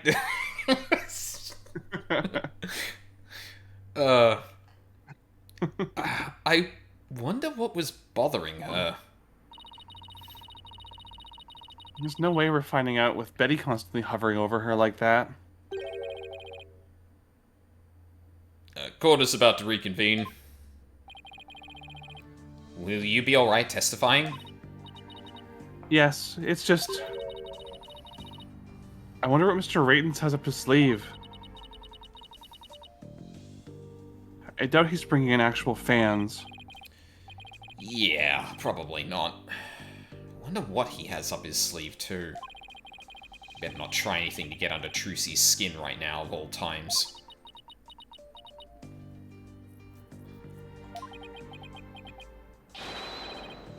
You're Trucy right, and you'll be fine. Oh. There goes Apollo with his best trick. Yelling until everyone's happy. That's right. Whenever I'm feeling down, I always tell myself I'm fine. Alright, I'll give it a try. I'm Trucy Wright, and I'm fine. Thanks, Polly. I think I can do this now. Atta go. Good luck, good luck up there on the stand. You'll do great. Thanks. I'll be fine. I can do this. Alright, Justice. You can do this too. Time to focus on the rest of the trial.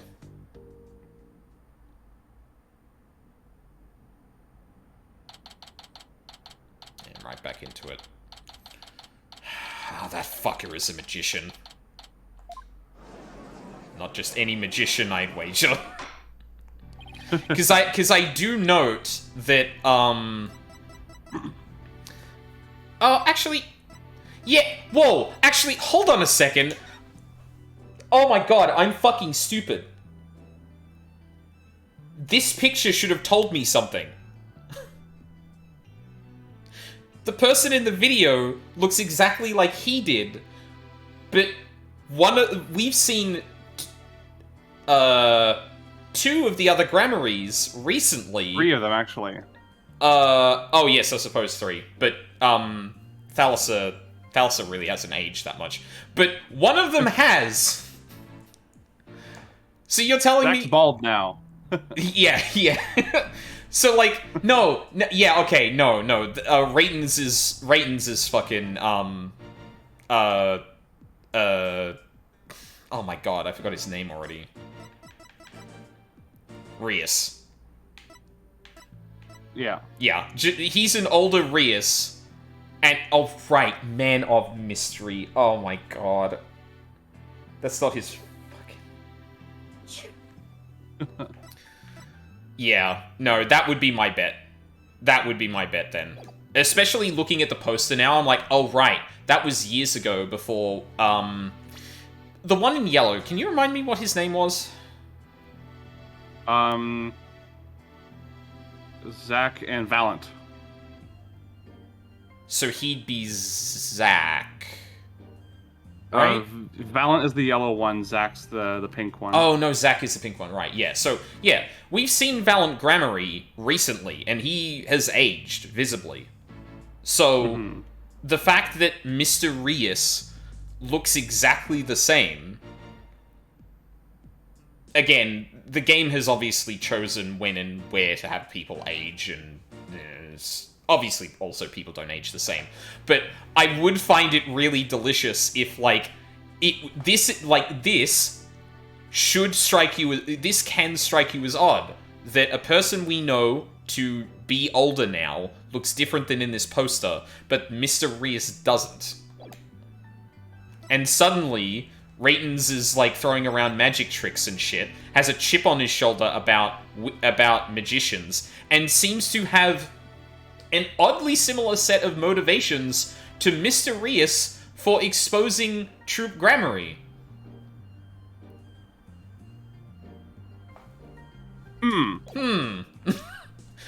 Indeed. What a tantalizing plot detail that'll have to wait until next week. Yeah. No, this case is good. I like this. Yeah, it's super fun. I'm especially really curious about how the murder was Wait, what? Yes, thank you. Okay, there we go. Yeah, like the logistics around the actual like murder here are also really interesting. Because Rias died during the show, and Raytons has an airtight alibi for the time when the show is happening. Yeah, exactly. As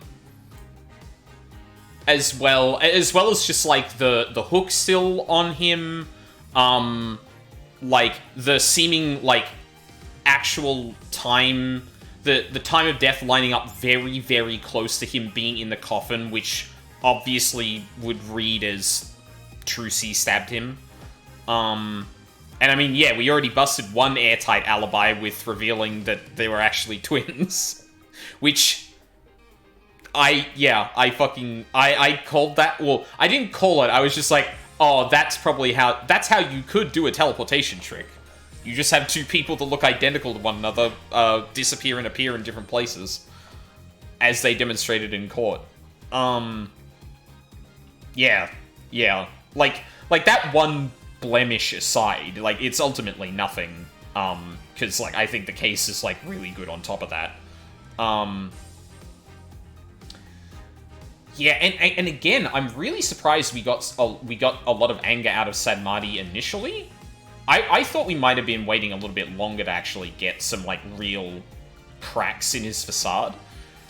No, he's pretty short-tempered, all things considered. Yeah, and and that lines up a lot because he is very like, because he treats things in such a black and white way. He either is very calm or is like very intense. And he's really not used to being put in the back foot, considering every single trial in his home country ends with the high priestess doing a magic dance, and that being the basis for every single conviction. Mm-hmm. And there's definitely a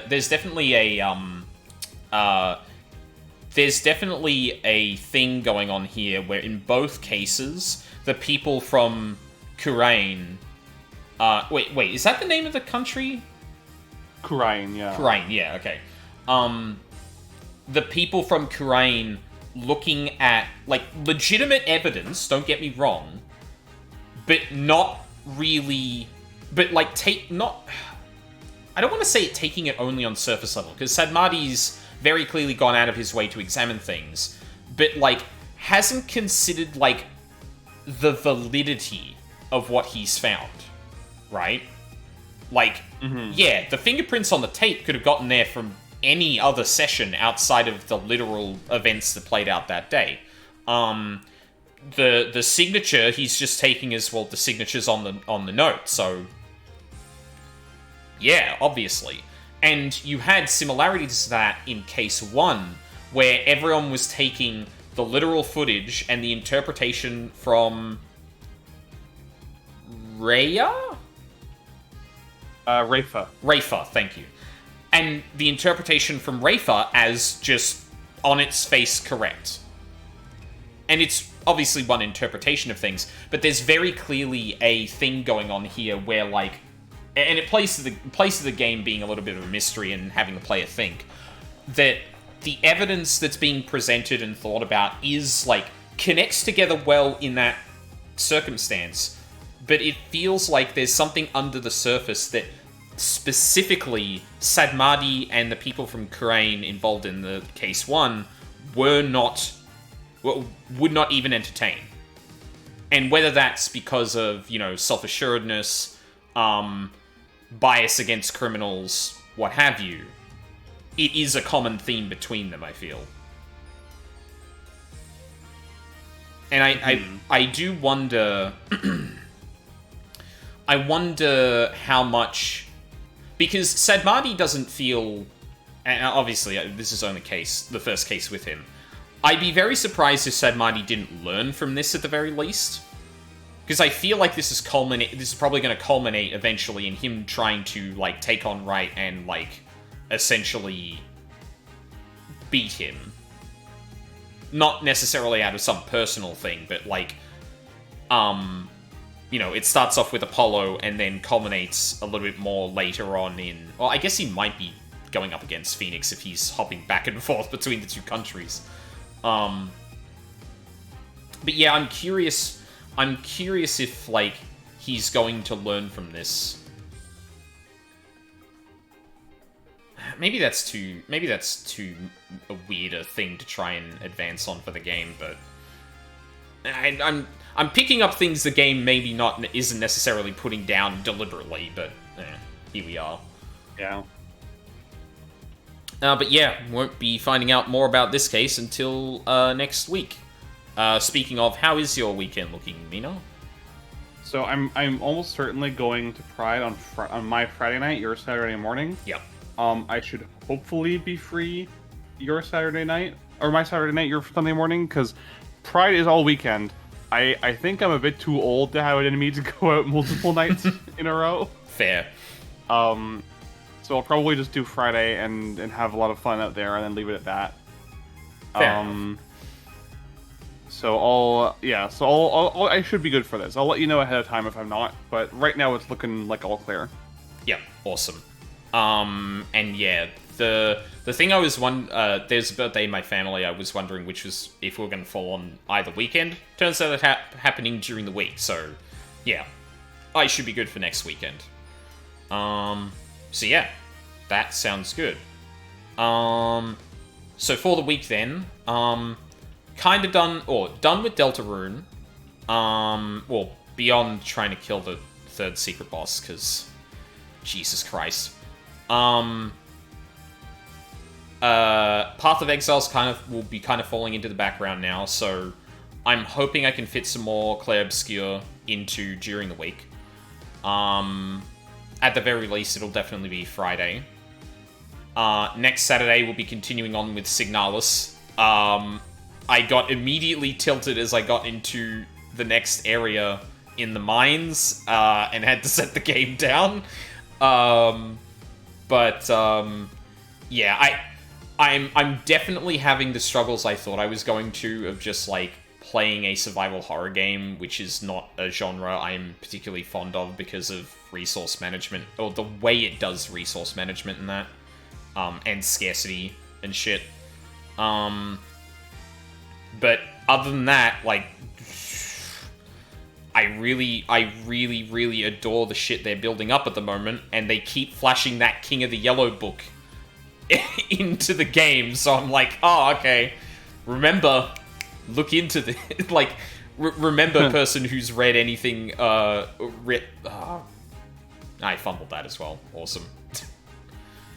But if you're chafing up against the resource management a bit, I think there is actually a really nice accessibility feature in the PC version. That lets you toggle the number of item slots you have. Yeah, so that was on by default, and it made it so that the torch and the eye modules had their own dedicated slots. I'm talking specifically about the amount of ammo you pick up and the amount of enemies and the enemies you choose and don't choose to kill.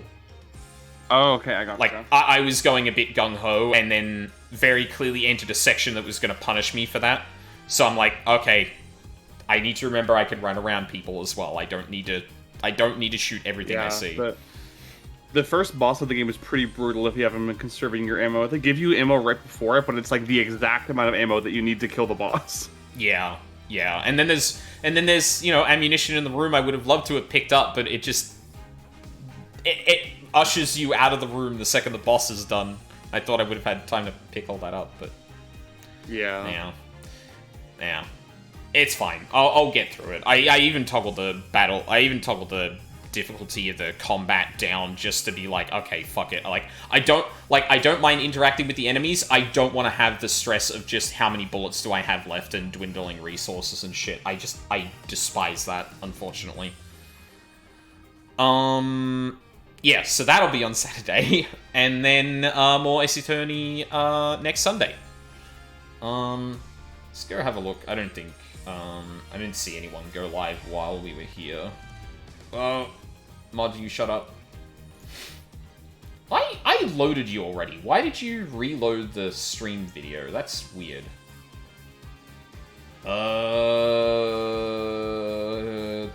Great Ace Attorney. Yeah, let's go raid there. No, that's gonna spoil the shit out of me. Nah, I think we'll just leave it there then. Yeah. I'm getting... Oh, right. I've been getting random, gifted subs on channels I haven't been to in ages, and I'm like, what the why are all of these happening all of a sudden? And then I realized it was all Path of Exile streamers with the, there's like a Twitch thing right now where if you gift 2 subs to a streamer, like, you get a portal. So, yeah. I finally lined that up, because, all the ones I gotten recently were all Path of Exile streamers. And I don't know why I didn't put that together, considering, like, I was very aware of that being a thing. But there you go. Yeah, so we'll probably just end it here then. So, thank you very much for watching live or on the VODs. I really appreciate it. Hope you all have a lovely day, and I hope to see you all next time. Hi, everyone.